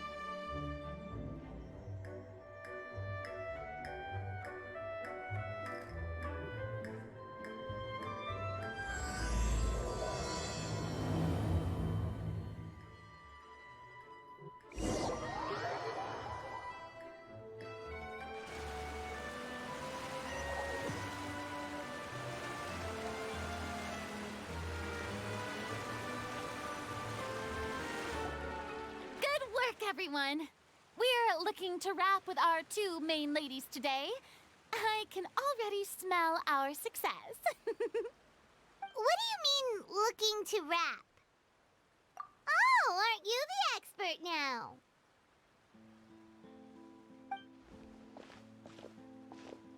This upcoming scene is the 2 musketeers' final confrontation with the Baron. There will be quite a bit of action, but no choreography beyond what we've already rehearsed. Anyway, get ready. Lights, camera, action! The view is beautiful tonight. It reminds me of that fateful night 10 years ago. And now that I've said it, I can even make out the faint fragrance of herbal tea in the air. Enough, villain! It's time that you pay for the death of our mother! My dear Iris, have you forgotten your manners? How can you speak like this to your own father? I'd sooner swallow all of my teeth than call you father. What did I expect? Seems the daughters have turned out to be just as obstinate as their foolish mother. In this world, Mora and status is everything. She thought she could blackmail me using her children and force me to grant her recognition and concessions? Ah, how naive can a woman be? Mother never asked a single thing of you. All she wished was for us to live a peaceful life, just like the others. It was you who personally brewed the poison of prejudice and sent Mother to her death. Compared to that deadly poison, the 2 bullets that will soon pierce through your heart will be like sweet mercy. And that's exactly why I said you're just as naive as her. Did you really think 2 muskets would be enough to defeat me? So let's see. What is stronger? Mora and power, or the 2 muskets in your hands? Get them! Tulip! There are too many of them! It'll be okay. We'll cover each other, Iris. And Mother will be watching over us, too.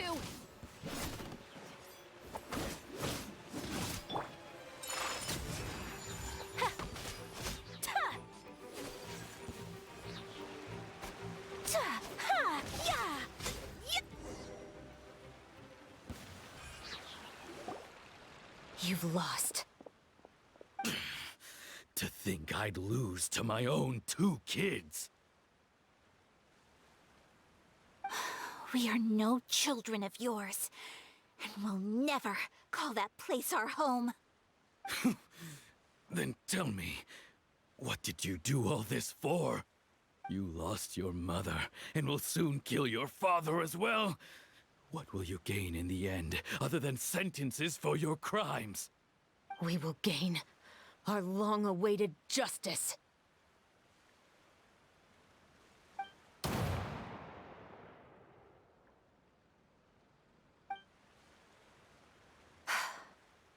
It's over. Finally, it's over.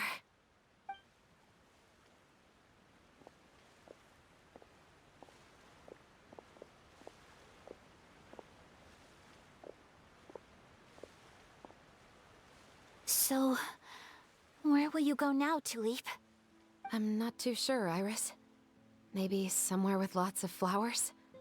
After all, Mother always did love going where the blossoms were. What about you? I want to go visit Mother's grave. Yeah, that's not a bad idea. Huh? Tulip, look! What is it? It's Mother's favorite. The rainbow rose. Look, it's blooming again.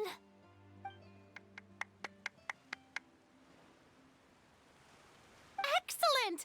That was beyond mesmerizing. Even I didn't expect the scene to go so well. And we got it in a single take. All right, everyone.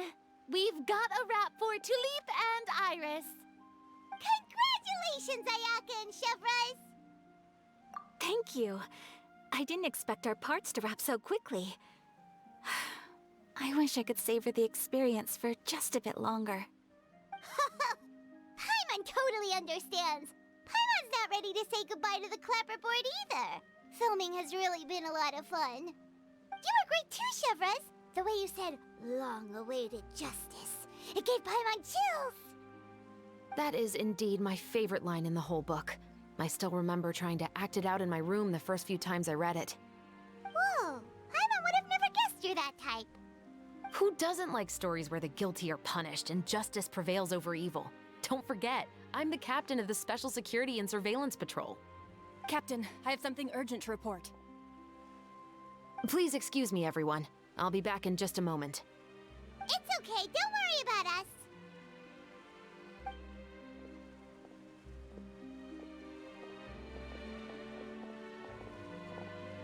Oh?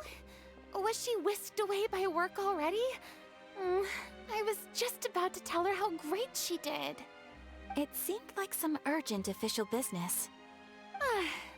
Then perhaps we should thank the stars that we were able to wrap both of your parts so quickly today. Switching around the filming schedule would have been a real pain. Anyway, I actually came over to let everyone know that we're all done for today. You can go home and get some rest. And one last thing, Miss Ayaka. Your acting skills today were immaculate as always. Are you sure you won't consider taking up full-time acting? See, I just happen to know this great troupe that's still looking for a lead actress. Thank you for your kind words, Director Farina. Unfortunately, there are still many matters that I have to take care of back home at the Yashiro Commission.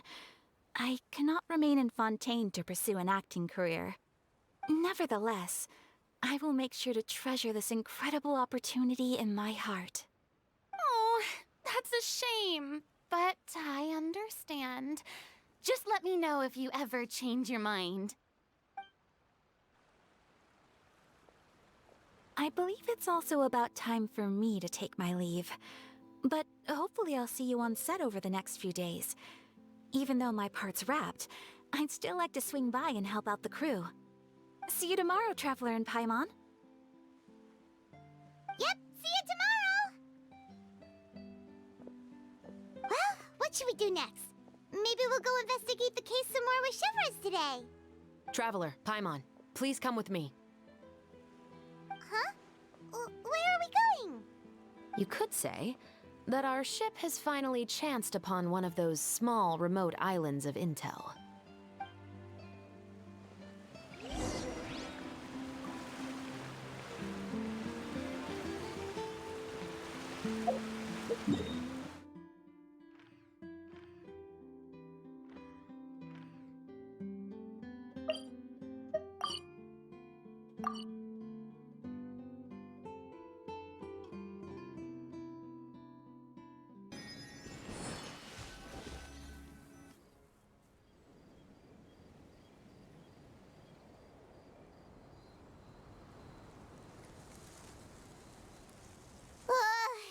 Paimon's exhausted. Paimon definitely didn't expect having to float this far after a full day of filming. So, Chevres, why did you take us here? Affirmative. It wasn't anything conclusive, but it should show us a clear way forward. Have you ever heard of someone by the name of Emily? Oh, you mean that famous perfumer? She's a good friend of mine. She's lent me her aid several times in the past to resolve some difficult cases. After I discovered the rainbow rose at the scene of the murder, I sent it to her. After all, she's probably the foremost expert on flowers and scents in all of Fontaine. And then?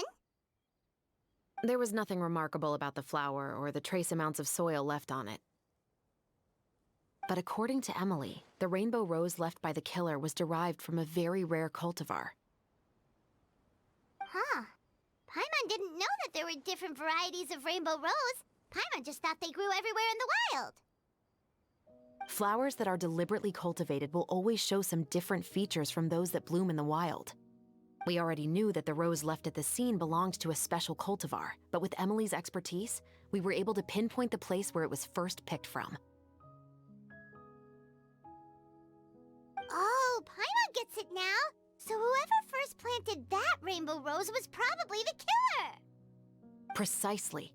And after we checked what we learned against some sales records from the past, we discovered that there's only one person in all of Fontaine who could grow and sell this specific cultivar. Really? And who is it? It's the novelist. But didn't you say he had an alibi? To be clear, I haven't changed my mind about him. I still don't think he was the one who pulled the trigger. However, that doesn't mean the true culprit never visited him at his home or never purchased a rainbow rose from his garden. Whatever the case, we will have to confirm a number of things with him. So you mean the next place we need to go is... Yes, we're going to pay him a visit at his home.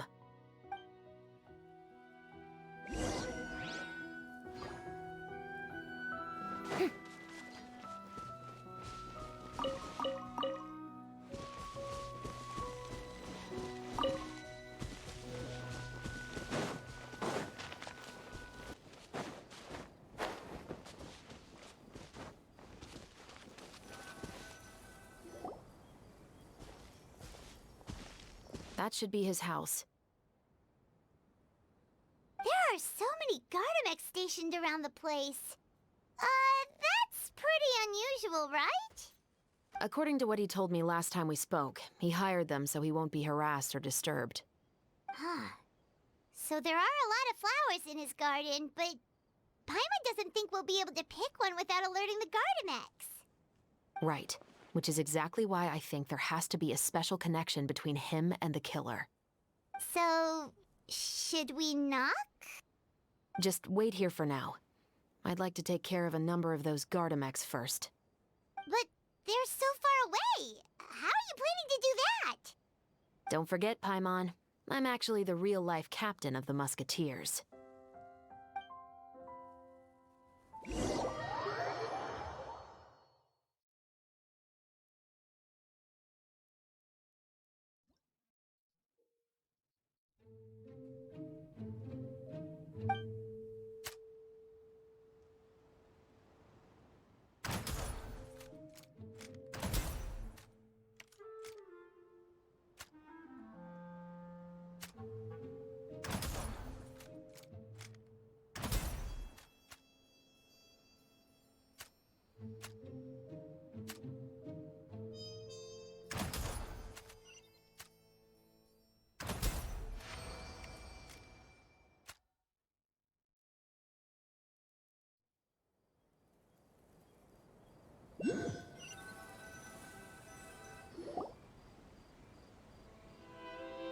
All clear.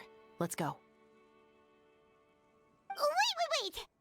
Paimon's a little nervous now that we know he could be the killer. Can we go over our plan of action again? I'll go knock on the door and make sure it's safe inside. Once we're sure that we're in the clear, I'll ask him to come with us for a quick round of questioning at the guard's headquarters. But can't we just arrest him? We still have no evidence that he's the killer, or that he lent the killer any direct aid. Still, it would be appreciated if you could pick a rainbow rose from his garden for me while I'm talking to him. It'll help the Marachose Phantom confirm Emily's theory. Sure, no problem. Just be careful, Chevres.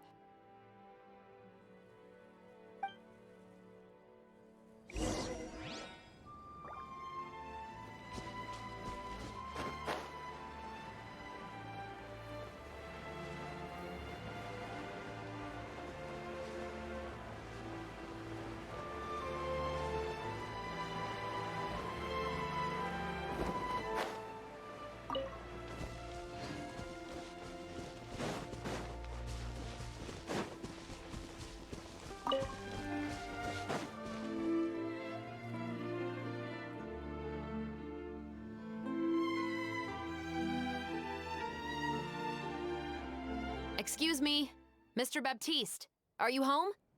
Who could it be at this hour? Oh, it's you, Officer Chevres. Would you mind accompanying me to the guard's headquarters, Mr. Baptiste? We would like to ask you some questions about a case. Oh, is it still regarding the murder case from before? I cannot confirm or deny that at this time. So it is then.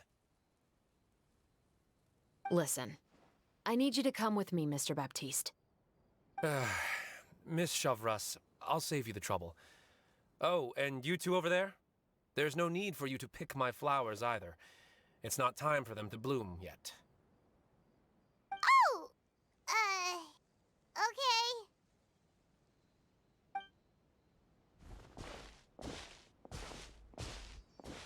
By saving me the trouble, you mean... I will confess. I was the killer. Huh? He just admitted he's guilty! Please relax, everyone. I'm not armed. The musket you're looking for has been buried in my backyard. Then it's my responsibility to inform you, Mr. Baptiste, that everything you say right now will be used as evidence for the inevitable trial. Yes, I am perfectly aware of that. I must say, I hate this feeling. Oh? Is it because I confessed? Or because you've been proven wrong? Both, I suppose. For the same reason as the one I wrote out in my novel, of course. I did it to exact revenge. I know you haven't figured out the link between the two of us. Had you done so, I'd have been taken away to the headquarters a long time ago. But that won't stop me from always remembering his grotesque face. After all, he was the one who killed my mother. Your mother is still healthy and well. You know, I was adopted as a child. I was referring to my birth mother. That was never recorded in the orphanage's records. Please forgive a 6-year-old child for concocting some lies to protect himself after watching his mother die right in front of him. So, your novel, it was like a record of your life? No, of course not. It was a work of fiction with many embellished parts. But I am indeed the illegitimate son of a wealthy and influential man who abused his power to murder my mother. That part was 100% real. But the man you killed didn't have a Mora to his name. He was a hired assassin. An irredeemable beast who sank his fangs into a defenseless woman just for a few bags of Mora. But if that's really the truth, you wouldn't be telling us any of this now. You still haven't managed to take revenge against your father, the true mastermind behind it all. I never thought I'd hear that kind of thing from the captain of the Special Security and Surveillance Patrol. I'm simply skeptical about your motives. It's simple, really. I've grown tired of everything and don't want to shoulder this burden anymore.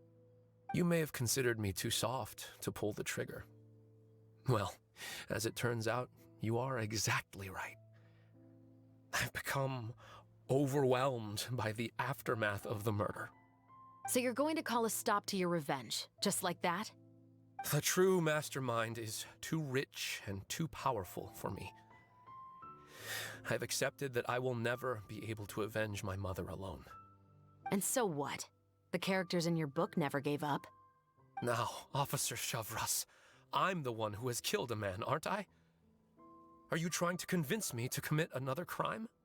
What's your father's name? How do you plan to prove the veracity of all of your claims? Well, I'd like to speak with you privately. Sure. Why don't we speak privately at the guard's headquarters? No, it has to be here. I must ensure that we won't be overheard. Fine.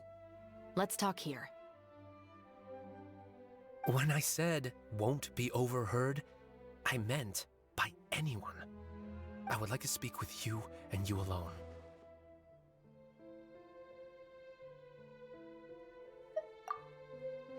Thanks. I appreciate it. Please stay safe, Chevres.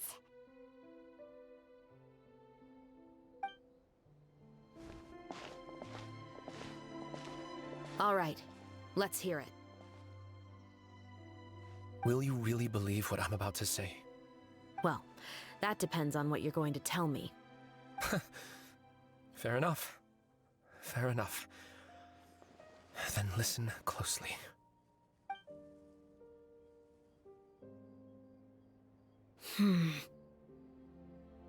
So that's how it's all connected. So, it seems you believe me after all. Do you want me to go public with this?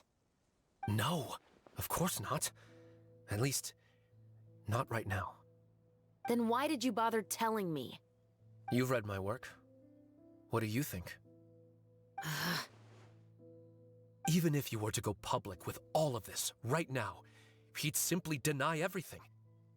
It's been too long. Almost 20 years. Anything that could be used as evidence has long faded away. Even if there might have been a solitary island of truth once upon a time, it has long sunk beneath the waves by now. Justice will never find him. Not if you don't try. I know that as the captain of the Special Security and Surveillance Patrol, you will always stand on the side of justice. But do you really think a cushy life in prison really constitutes justice for him? I bet he could lead an extremely comfortable life in the fortress of Meripede. What are you trying to say? I've been observing you from a distance. Your portrayal of the Musketeer was exquisite. Pull the trigger of justice against him. Let the villain get what he deserves. You want me to let you go so you may complete your revenge? No, Officer Shavras. I know that would be impossible. No. What I'd like is for you to perform the deed on my behalf. Oh, Shivra's sure is taking her time. What could they be talking about anyway? Oh, Paimon's worried. What if he decided to attack her?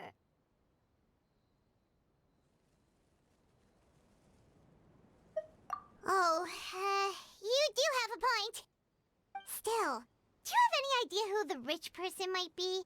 And why the novelist doesn't want us to hear what he's saying to Shivras? Sorry to keep you waiting, you two.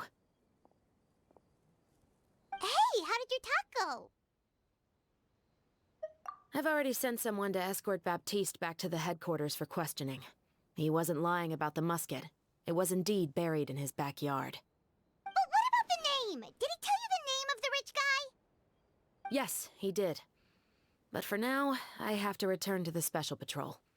There are still a few loose ends I need to tie up.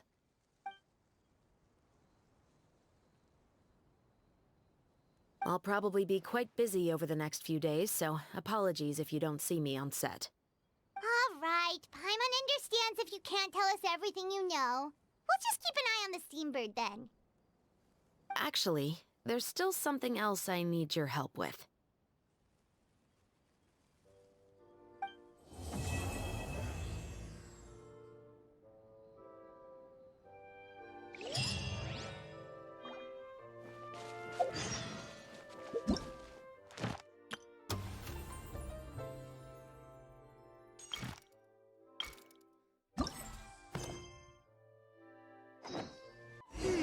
We haven't seen Shivra since that night at Baptiste's place.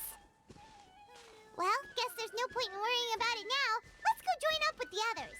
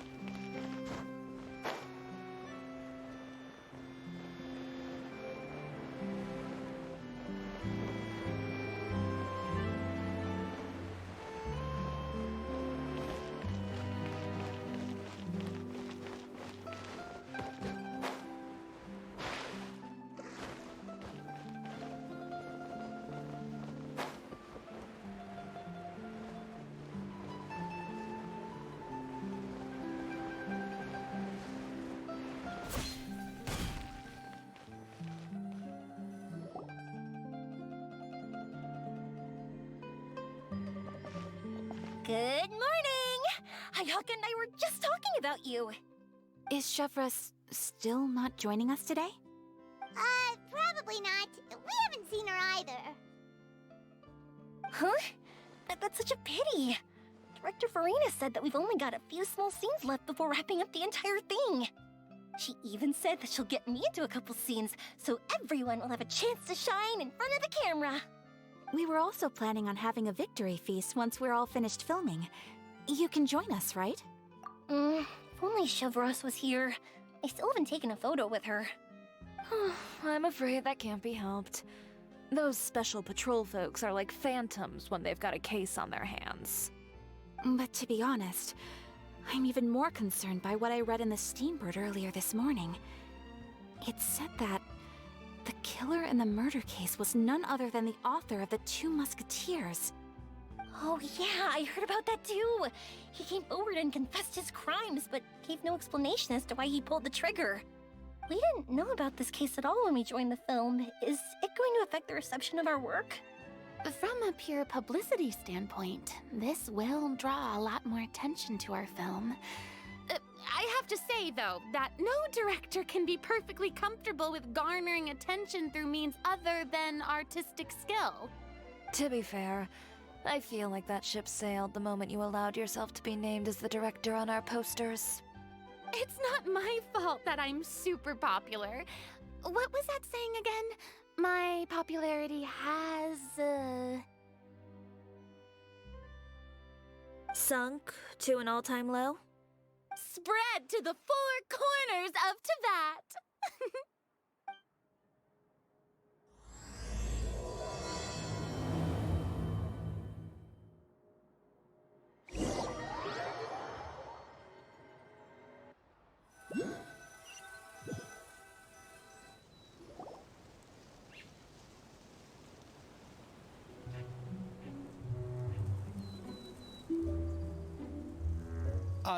Excuse me, everyone.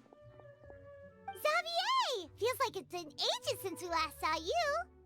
I've been talking nonstop with the Film Association, and I'm absolutely swamped trying to coordinate the film's marketing. So forgive me for not being around more often, but please believe me when I say that I will make sure everyone's hard work gets the exposure it deserves. Oh, seems like you've been fighting your own battles. Yes, that's one way to put it.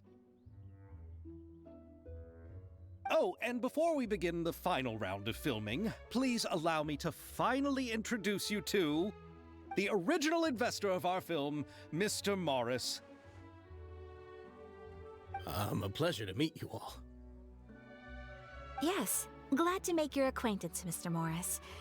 We've heard about the issues you've encountered with your financial situation, and genuinely hope that things have taken a turn for the better.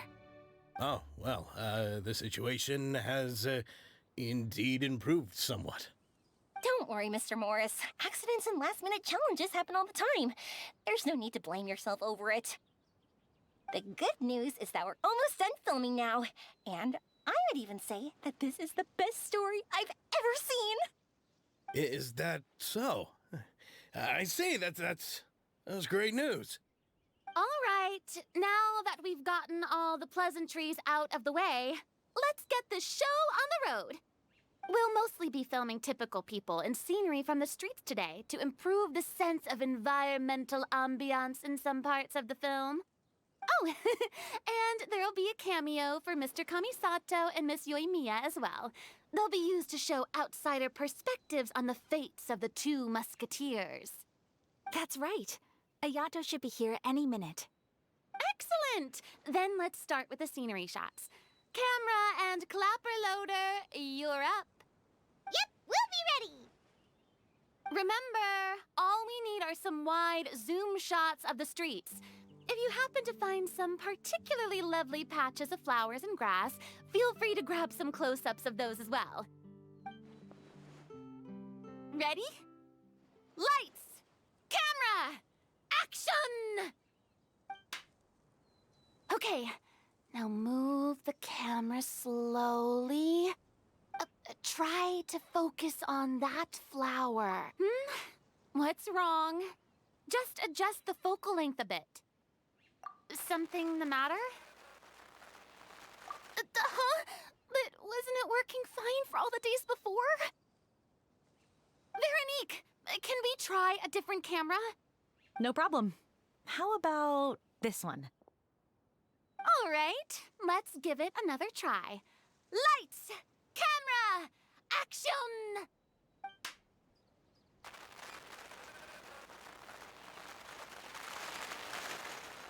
Don't tell me. This one is broken too? Veronique, do we have any other spare ones we can use? I'm afraid we only brought these two today. What? Then go find a workshop to get them repaired right away. Oh, and you too, Bono. Go find our spare camera in the warehouse and bring it back to the set. On it. Greetings, everyone. My apologies for the delay. Is something the matter, Ayaka? It seems like there are some issues with the filming equipment today. We're stuck for the moment. I see. Well, let's not just stand here twiddling our thumbs. Actors, to the makeup booth. We'll start on the next scene as soon as we get a working camera. The people at the workshop told me that the part which holds the lens in place seemed to have fallen off. That's super strange. It was perfectly fine just yesterday. Well, no time to dwell on that now. Let's get back to filming. Ahem! Quiet on set! Places, everyone! Lights! Camera! Action! By the way, have you heard about that recent murder case? Yes, I have.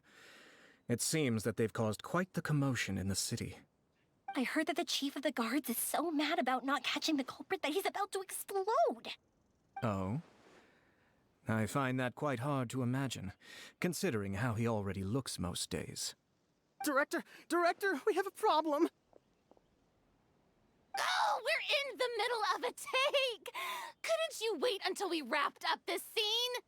No, Director, our film, all the finalized film that we've been keeping in the case has disappeared. Oh, wait, what did you say? Mr. Bonneau, please take me to where the film was kept right away. I'm coming too. No, Yoimiya, you have to stay here. Oh. Okay, listen up. Everyone who's not working on this current scene can go with Bonneau to look for the film.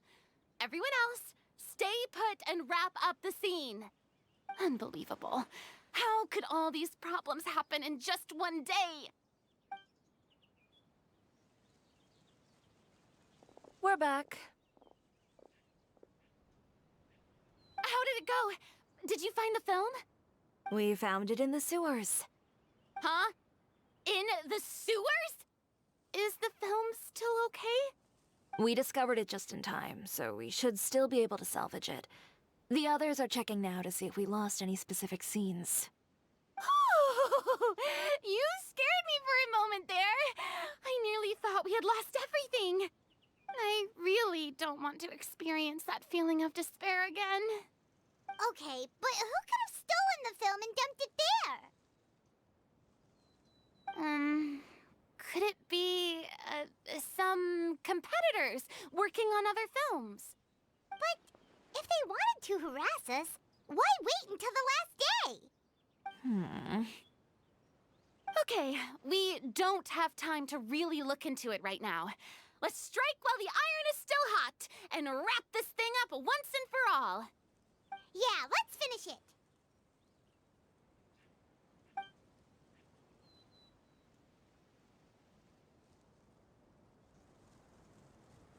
I would like to officially announce that our entry to the festival, The Two Musketeers, has now concluded filming! Paimon is spent. It's so late already. Even though the filming process proved to be extremely challenging, everyone provided valuable and unique contributions to the final product. Thank you all for your dedication and support. And just like Director Farina, I would also like to extend my most heartfelt thanks to all of you. Really, you've all helped me so much. All right, let's save the awards speech for later, and hopefully also get some rehearsals in before the real thing. Anyway, now it's time to party! Let's all make our way to the beach and have a celebration feast so loud and fun that even the blubber beast will want in. Party! Paimon wants to party!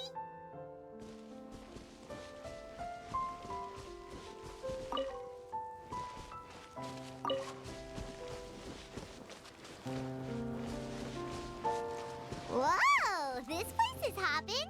Everyone's finally getting to relax after wrapping up the film. Let's go chat with someone! Have you ever seen a fireworks show, Mr. Morris? It's pretty amazing. I'm afraid I haven't, but I'll take your word for it.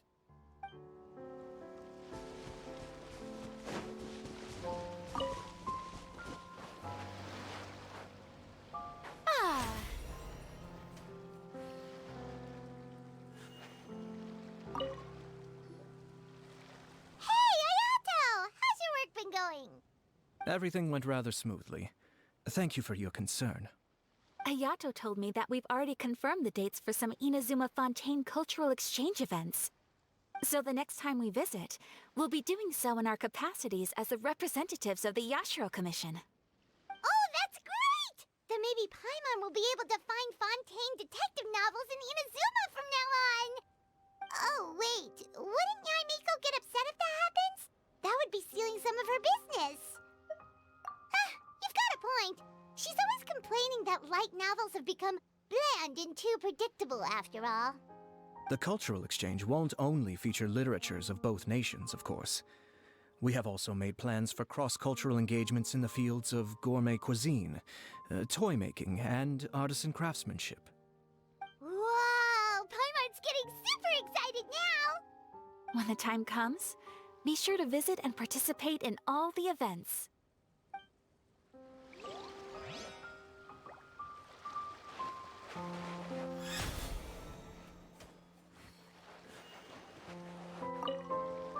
This is turning out to be quite the party.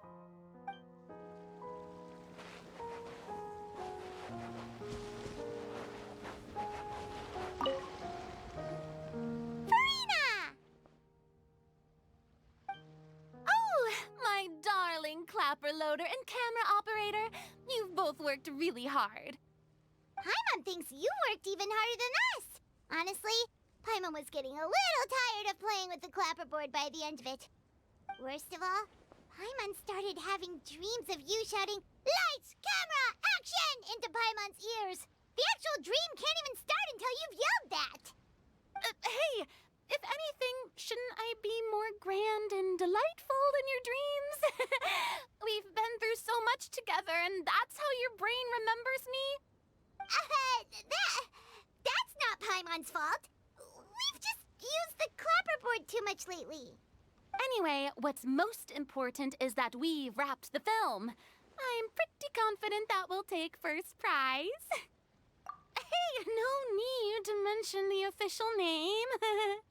Wait, now that you mention it, if we did win the prize, would Furina just get a statue of herself?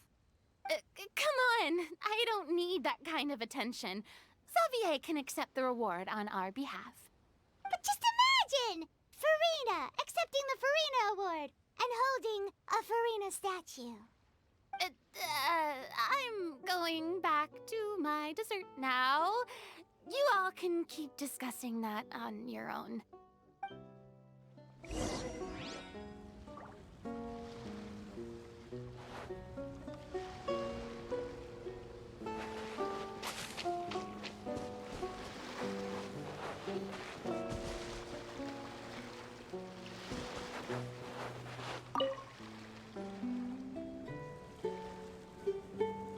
Chiori!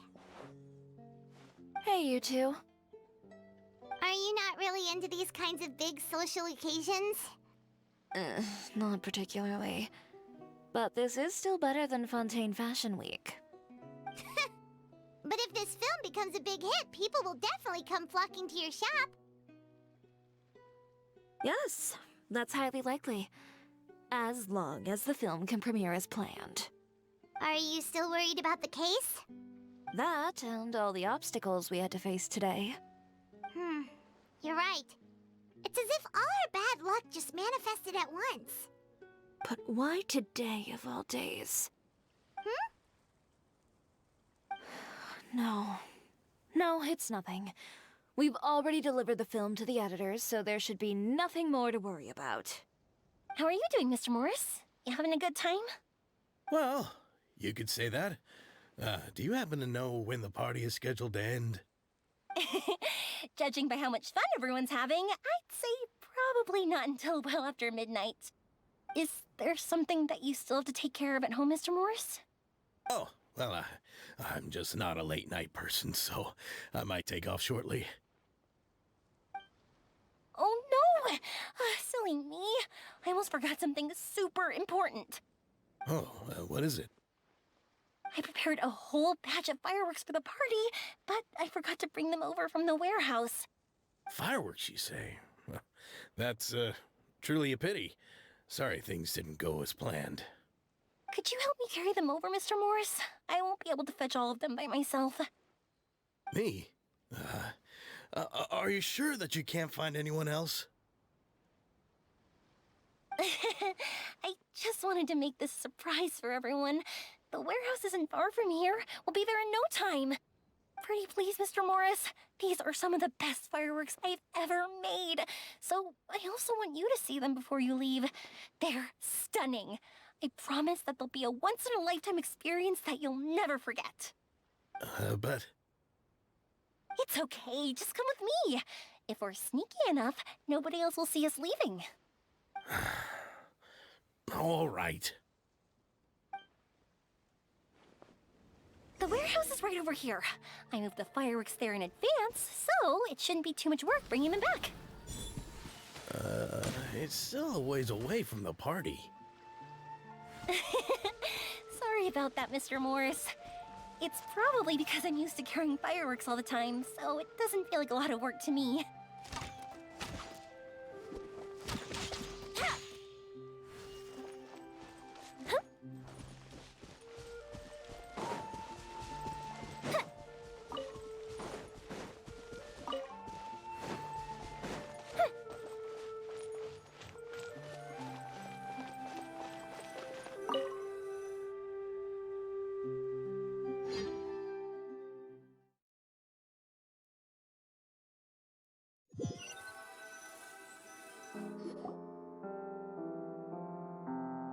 It's dark in here. Wait here, Mr. Morris. I think the light switch should be somewhere over here. Well, why did I have to get roped into this? What was that?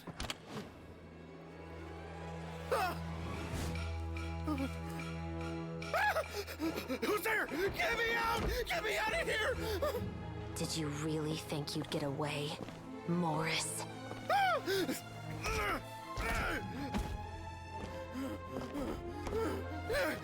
You've got the wrong guy. It wasn't me. I'm not the killer. You know, Eliza died a far more heroic death than this. She fought your assassin to the end, to save the children she had hidden beneath the floorboards.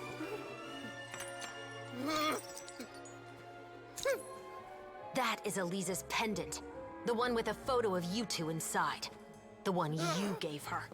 Ring any bells? It's a fake! It has to be! There's no way! No way your assassin didn't destroy it, you mean?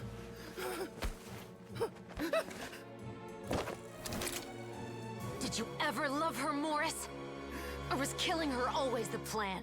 No, please. Listen to me. I told Eliza to keep us a secret. I paid her plenty for her silence. I never thought she'd keep the child. Everything was gonna come out, and I had no choice. She forced my hand. No! I'm begging you. I have money. Just name your price, please. You can keep your Mora, and you can go to hell.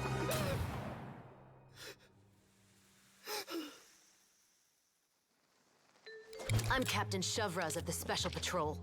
Morris, you're under arrest for Eliza's murder. Huh? Hmm?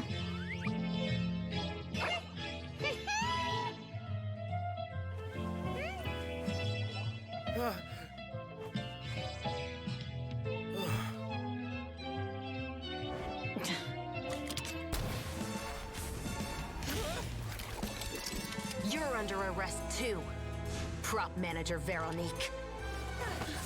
Or perhaps I should call you the Second Musketeer.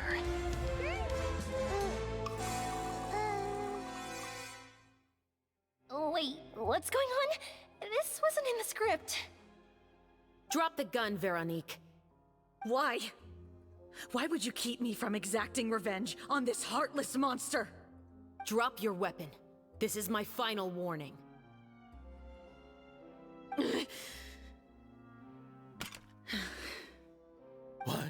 What is going on? Do I have to spell it out for you, Morris? Everything that took place just now was staged to get you to confess the truth. But this last part is all improv, of course.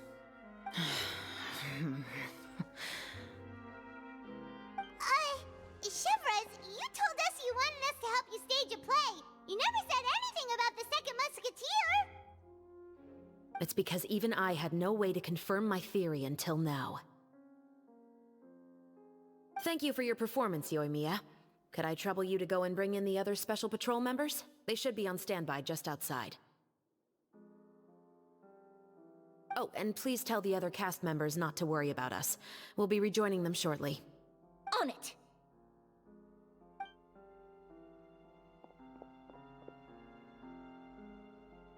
So what do you think, Morris? Care to talk about what happened 20 years ago? My patience is limited, you know. Don't force me to take you back to the interrogation room. I'd wager that you wouldn't last for more than a minute in there. With the recording we made, you have no chance of winning in court. Cooperating with us now is the most practical move. All right.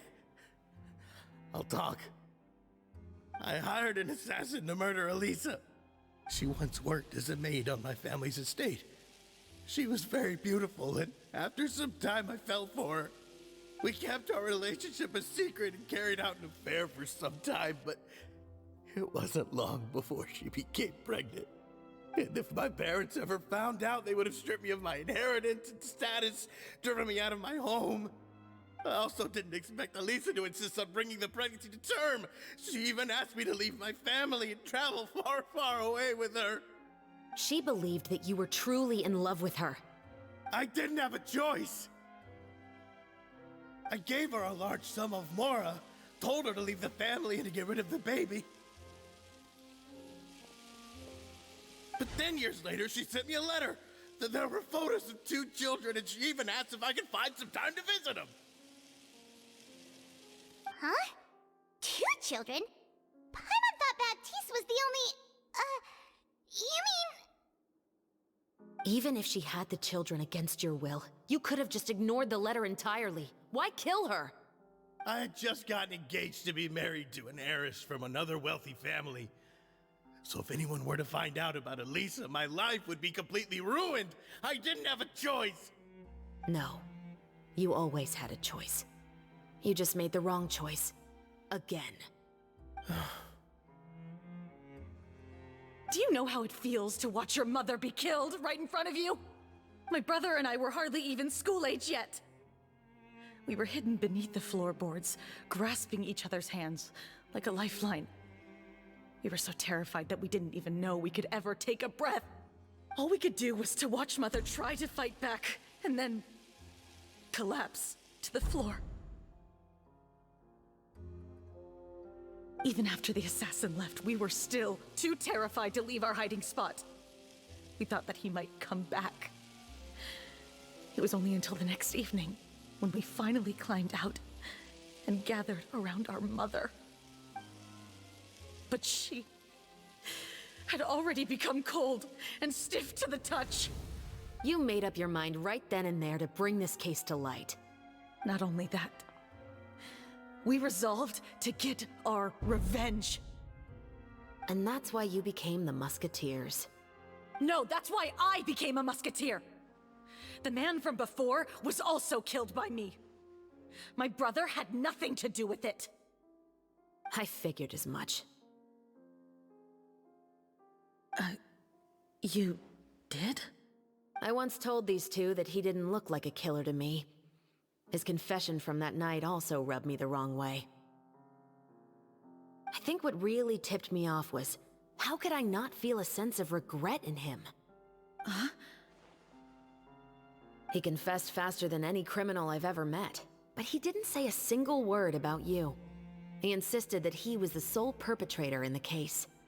But after the questioning ended, I disassembled the musket we dug up from his backyard, put it in front of him, and told him to reassemble it. Wanna guess how far he got? He had no idea where to even start. He's never touched a gun in his life. Based on that, I determined that he was not acting alone.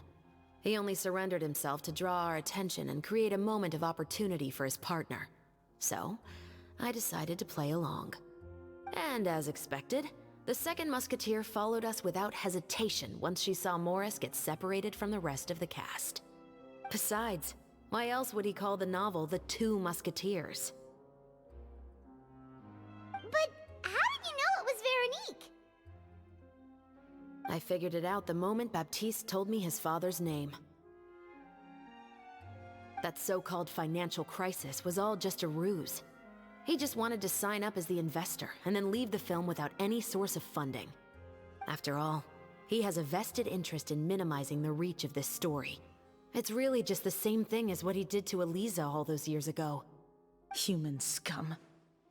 But then Xavier pulled out all the stops and got the film made against all odds. Morris couldn't have that. With the killer in custody, he figured it was safe to act. And so he came to visit the set today, just as I expected. Wait, so you were behind all those mishaps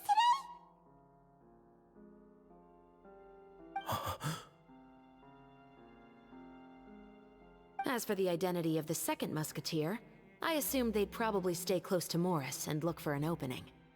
And if they already knew that Morris was the film's investor, then that narrowed the list of potential suspects as well.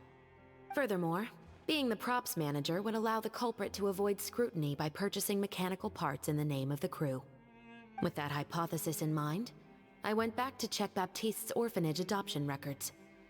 Guess whose name I saw on the same page, just a few lines from his. My brother. He trusted you. As in, he trusted me to perform the deed on his behalf? He trusted you to stand on the side of justice. I am. I thought you could do it as well. Oh, the look on your face when you told him to go to hell. I really thought you'd put a bullet in his brain. You know what he has done. Are you telling me that you'd rather see him spend the rest of his life living like a king in the fortress of Meripede? I will never be able to forget the feeling of my mother's cold, lifeless hands. And you would call this ending fair? Is this what you call justice? I won't lie, Veronique. I did hesitate when your brother first told me about the truth. I wondered. I agonized over whether I should really put a bullet in his head. So why don't you? Because that should never be how justice is carried out in this world.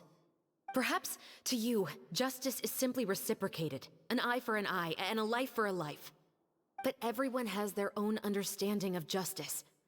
If everyone were to pursue their own definition of it, there would be no more order in this world. Today, you'll kill Morris, and tomorrow, his children may come for you. The world cannot render judgments based on a desire for revenge. That will only lead to a cycle of revenge, as well as the destruction of order and civilized society. Fontaine is founded on a set of laws and a standardized code of justice. That is why we are the nation of justice. But with all that said, I will promise you this. Morris will not lead a cushy life in the fortress of Meripede. Chevreuse, the rest of the special patrol is here. Thank you so much, Yoimiya. Letelier, Terena, please take them away.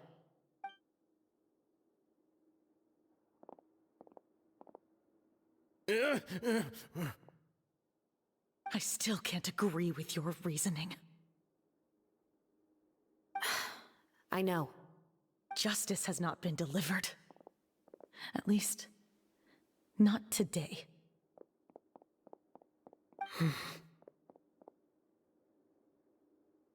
Chevreuse. Let's go.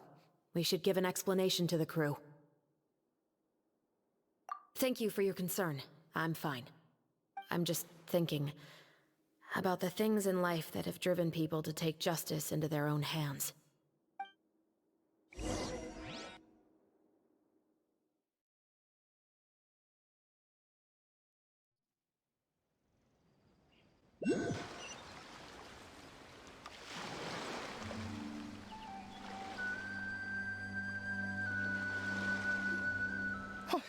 Who would have thought Morris would turn out to be... I'm at a loss of words. How could he have done something like this? I'm just glad that you're all safe and sound. Who knew that such a labyrinth of cases would be behind this story? Well, what should we do now? We have a finished film, of course, but should we still go ahead with the premiere? What do you mean? Shouldn't you be even more motivated to spread the word now that you've learned the truth? Chiori is right. I'd also like more people to see this story for themselves. But the real ending of the story seems to have deviated somewhat from the one in the script. Is that still acceptable to you, Miss Chevreuse? The call is yours. We still have time to reshoot an ending if that's what you'd like. No, it's fine as is. I like what we have for the catharsis. Romanticism is what gives works of art their appeal. Fiction is able to explore means of restitution that could never work in real life. Just like the real world, the world of stories also has its own set of rules and justice. These different possibilities are what initially drew me to reading in the first place. Sounds good to me. I support your decision. What about Veronique? Will she be okay? She will soon face her judgment alongside her brother and Morris. If I had to guess, they'll probably all be sent to the fortress of Meripede. I'll make sure to give Risley a heads up about it. Oh, you mean that kind of heads up? Exactly. Ahem. All right, then the matter's settled. Now that everything's been taken care of, there's no reason for us to keep looking all gloomy and grumpy. Let's get back to the feast and enjoy each other's company. We'll be starting the post-production process tomorrow. You should join us, Chevreuse. You missed the first few hours of the party, didn't you? All right. Count me in. Then I'll wait for you over there. There's still some good news that I'd like to share with Chevreuse. Traveler, Paimon, could you wait for me by the sea after the party ends? I'd like to go on a brief walk with the two of you. Thank you very much.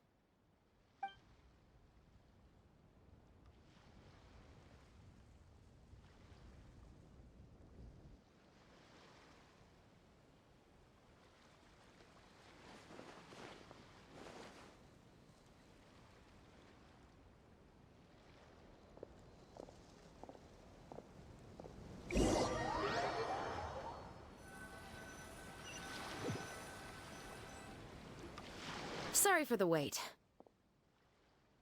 Oh, we weren't waiting long at all. Is there something else you wanted to tell us? No, I don't have anything new to share. I just felt that since you were my investigation partners, I should have another conversation with the two of you.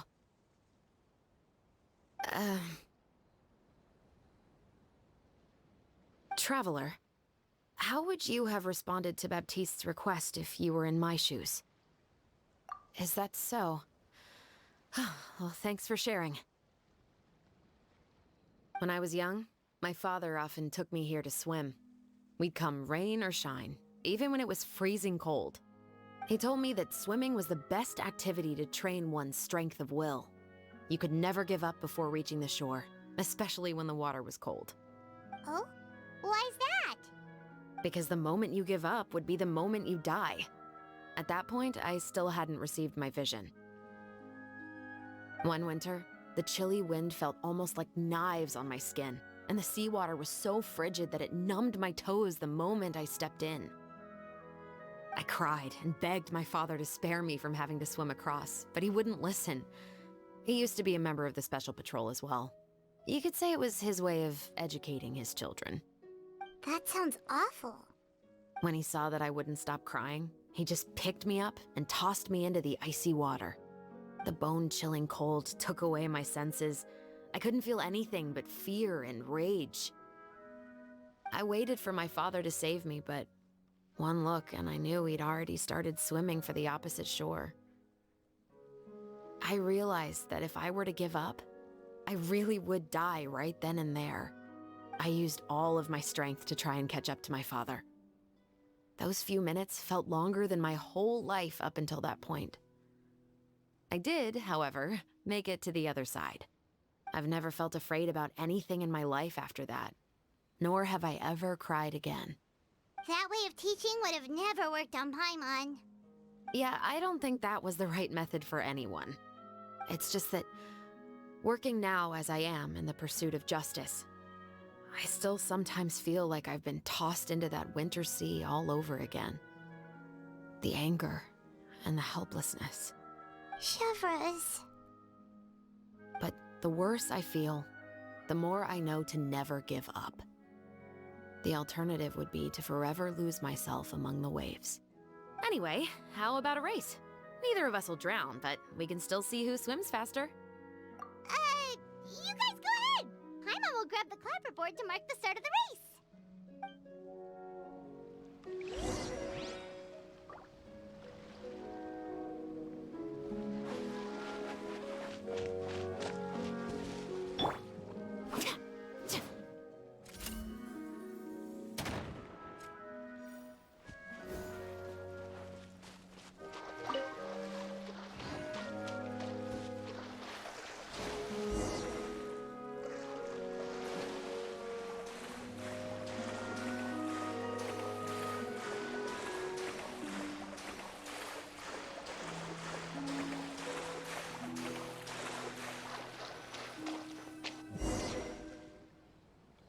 Whoa, that felt good.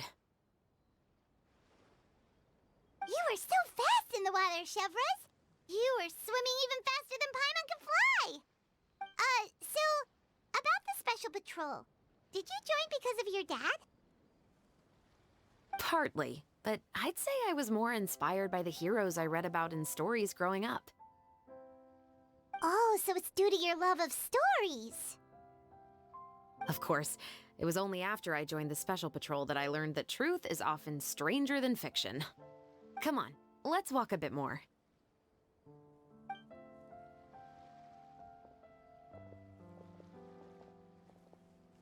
To be honest, I do sometimes question whether the decisions I make are the right ones. But I know that no matter what, I must keep swimming. Because the only thing I've got my eyes on is the shore in the distance.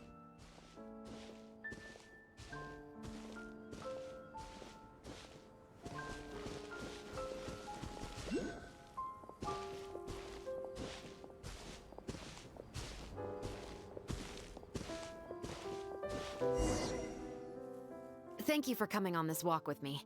I feel a lot better after getting all that off my chest. Huh! We're nearly back at Baptiste's house. Huh, you're right. I didn't realize we were so close. He really did plant a lot of flowers. It's just like how he described it in the story. Huh? Wait. Paimon, Traveler, look! The rainbow roses in the garden. They're in full bloom now.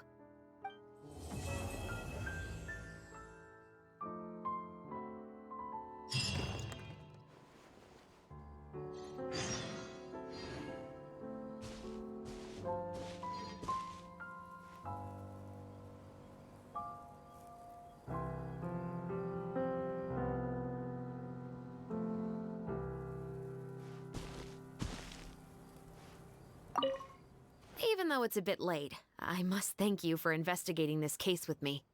Not on behalf of the Special Patrol this time. It's a personal expression of gratitude from yours truly.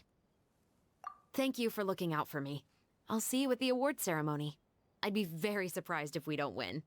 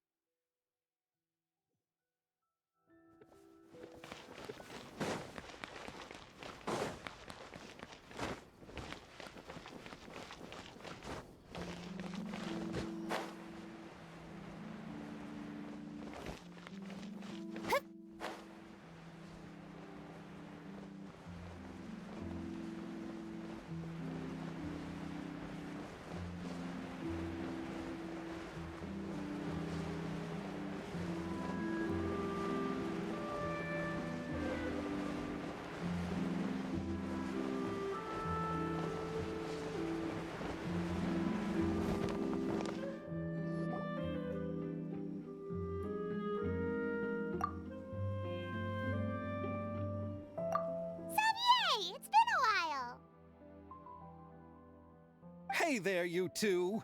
Sorry I've been scarce. I've been buried in marketing and preparing the film for release ever since we wrapped post-production. The award ceremony is today, right? Paimon wonders if we'll win the Farina Award. I'd give it a 90% chance. Farina! Oh, Paimon didn't know you were already here. You're earlier than everyone else. I'm sure the others will also be here in no time. Xavier, if we end up getting called on stage, shouldn't you come up with a name for our crew? What? But we don't even know if we're going to win. I wouldn't want to jinx our chances by celebrating early. Just open your eyes! Surely you've seen the audience's reactions to our film. We've had nothing but critical acclaim. You've also had conversations with the Opera House's operating staff, right? Didn't they want to increase the number of showings? With the mora you've made from the box office, you can now open your very own film company. But that's all credit to my amazing crew. You've all helped to make this a reality, so I can't be the only one asked to come up with a name. Well, give it some thought. I'm sure the crew will respect your choice. All right, but before that, Traveler and Paimon, could I trouble you to quickly pay a visit to the Fortress of Meripede? Huh? But shouldn't we stay for the award ceremony? I wanted to ask you two to invite Shavraz to join us at the ceremony. She's one of the lead roles, after all. I haven't been able to find her recently, so I haven't had the chance to invite her personally. According to the papers, the culprits of the Musket murder case will be personally escorted today by the captain of the Special Patrol to the Fortress of Meripede. Oh, Paimon gets it now. Yep, just wait here, Xavier, and maybe try to come up with a few snappy-sounding names. All right, then I'll leave you to it.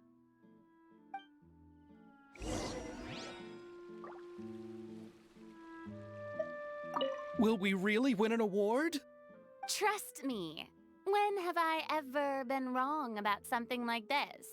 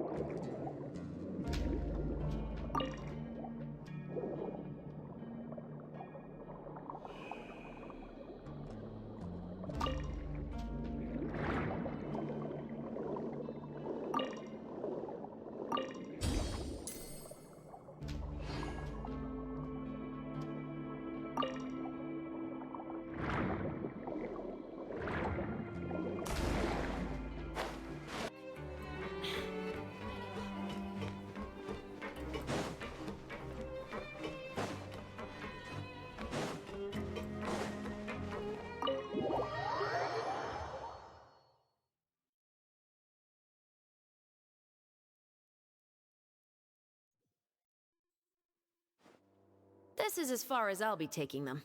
I'll leave the three of them to you now. Got another errand to run?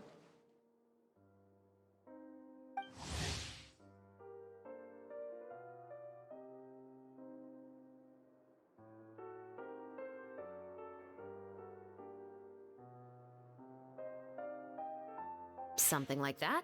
I'm expected at a party. Now that's something you don't hear every day. Found a new pastime? No, it's just a special occasion. Shavraz! Risley! Festivals really do bring people together. It's been a while since I last had so many visitors at the Fortress of Meripede. Call it the festival spirit, I guess. Yeah, you could say that. Even our head nurse has gotten herself all worked up preparing super deluxe nutritious shakes. Just one gulp and you'll have met all your nutrition needs. Were you talking about work just now? We've already finished discussing everything. So, what do you think about my heads up, Mr. Risley? I believe I haven't yet made any promises or guarantees. But you also didn't shoot me down. Here, how about this? You could give everyone a copy of the newspaper. Perhaps on the day when the cover story happens to, oh, I don't know, expose a certain someone's misdeeds from 20 years ago? I suppose then a certain someone may soon find himself the most unlucky person in the Fortress of Meripede? While another two people will soon be hailed as heroes. Speaking of heroes, did you two need something from me? Oh, actually, we're here for... You're here to invite me to the party, right? Don't worry, I didn't forget. Ooh, then let's head back right away! See you, Risley! Happy Fontenalia Festival! And the same to you.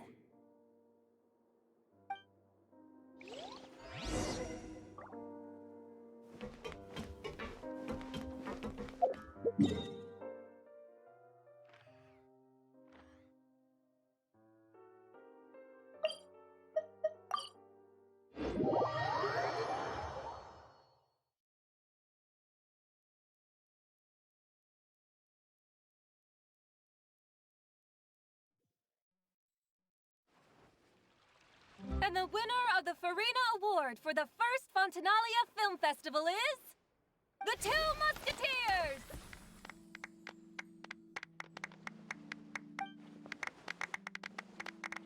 We won! We really won! Congratulations, Mr. Xavier. We won? I can't believe it! I really can't thank all of you enough! See? My takes on Fontaine's entertainment industry have never been wrong. Now, please welcome to the stage the producer of the Two Musketeers, Mr. Xavier!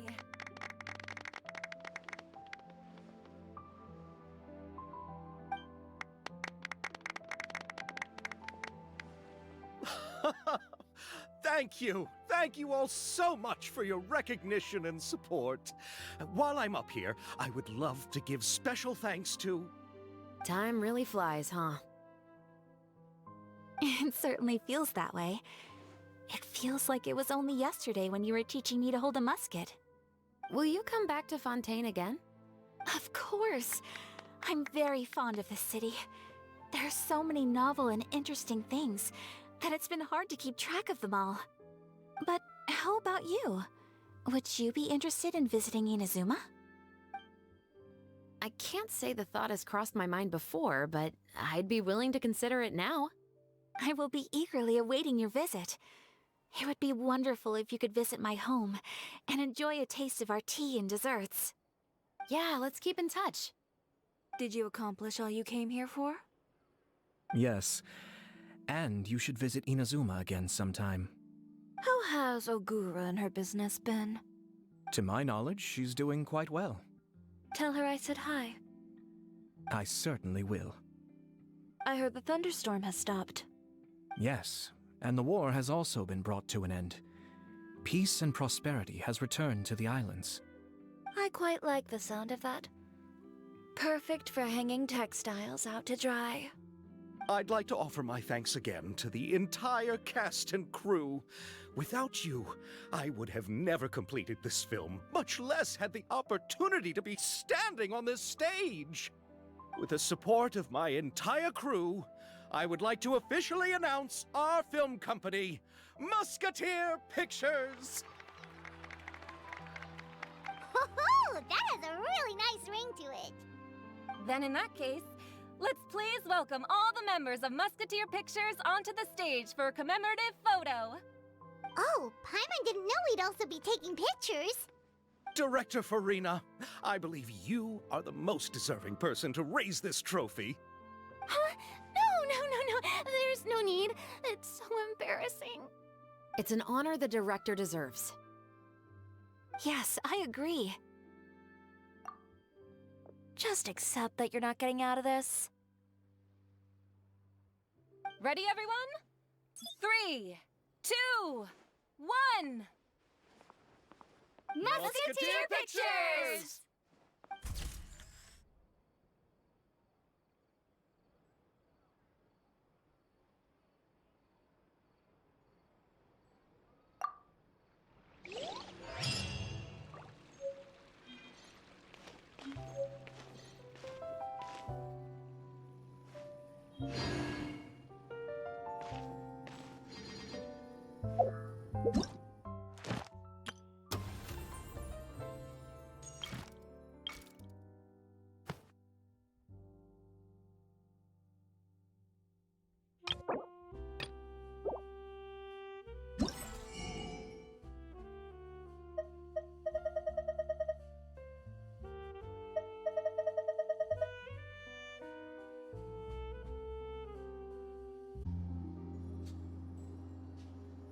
Miss Yoimiya, we haven't had the chance to talk, but please accept my thanks for everything you've done over the past few days.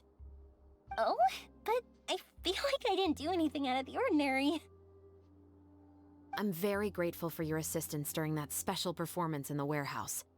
It was always going to be somewhat risky, to engage and draw away Morris all on your own. You're only a civilian and have never been trained to act in such a dangerous situation. Don't say it like that. As the director's assistant, it was my duty to help out the crew however I could. It was an honor to help you solve the case. I have to admit, though, my heart was thumping super hard the entire time I was laying on the ground. I was scared that everyone would notice. You did great. Oh, and before I forget, if you ever visit Inazuma, please come and pay a visit to Naganohara Fireworks. I'll make some fireworks for you. I even know what shape I'd make. I'm guessing a musket. Telling you now would ruin the surprise. If you really want to see it, just come and visit me.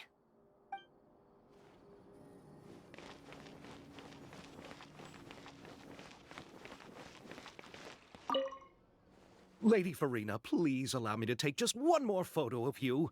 I would also love to get your autograph, just as a memento of our time together on the crew. Hey, I've had enough of the camera flashes from when we were all up on stage. But, Lady Farina, you are the best director I've ever met! The most photogenic maiden in all of Fontaine! This kind of lively and celebratory setting is exactly where you shine. I believe all photographers would agree. Come, the brightest star of our land! Show us your light! The camera is waiting to sing praises of your beauty! Well, I'm flattered, but... All right. I'll humor you and try a few more different poses. But I don't have to hold the trophy, right? Of course. You may pose however you like. Thank you so much. Thank you so much. By the heavens, my luck has been beyond belief. I'm having a hard time coming to terms with it now. Oh.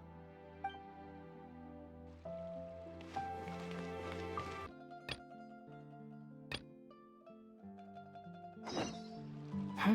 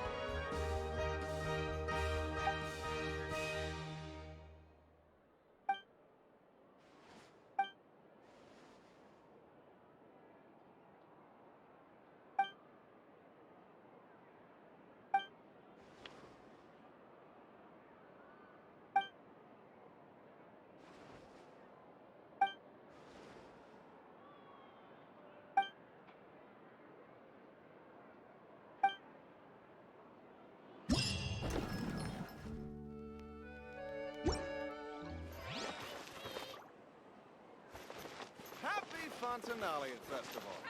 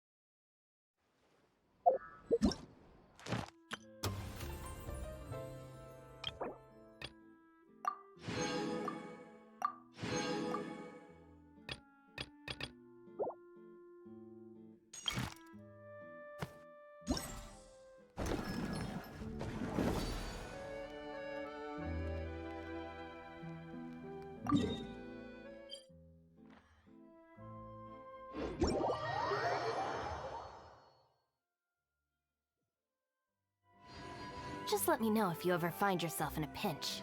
I can help you out. Take a guess. There's no point worrying about the future. Que sera, sera. I'll take a guess. You gotta find that balance between flavor and nutrition.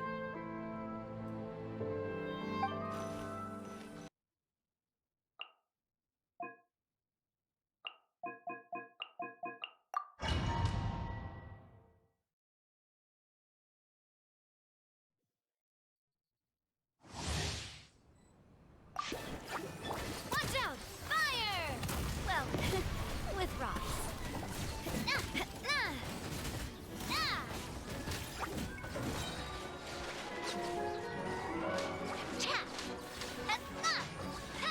Coming at ya!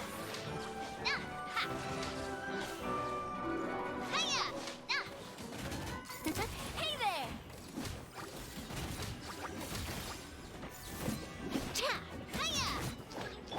Shower me with praise!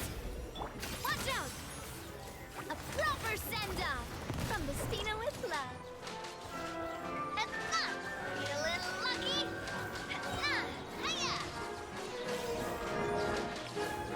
Attack!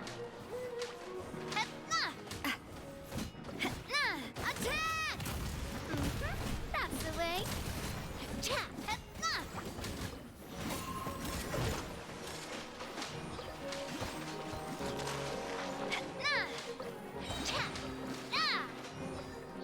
A proper send-off from Vestina with love.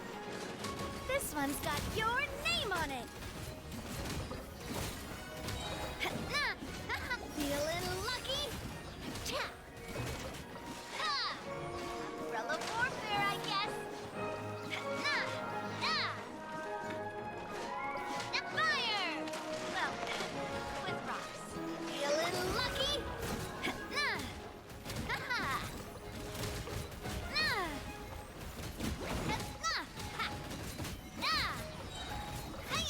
This one's got your name on it.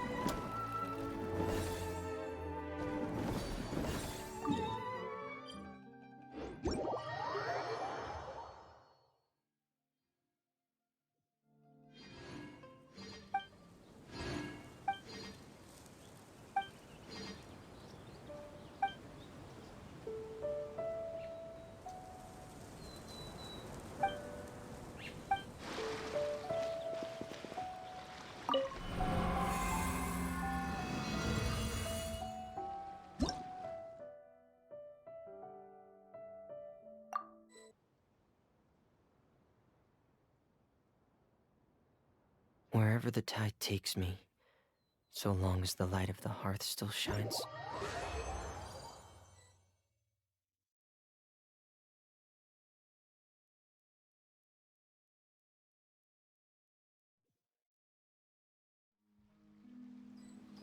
You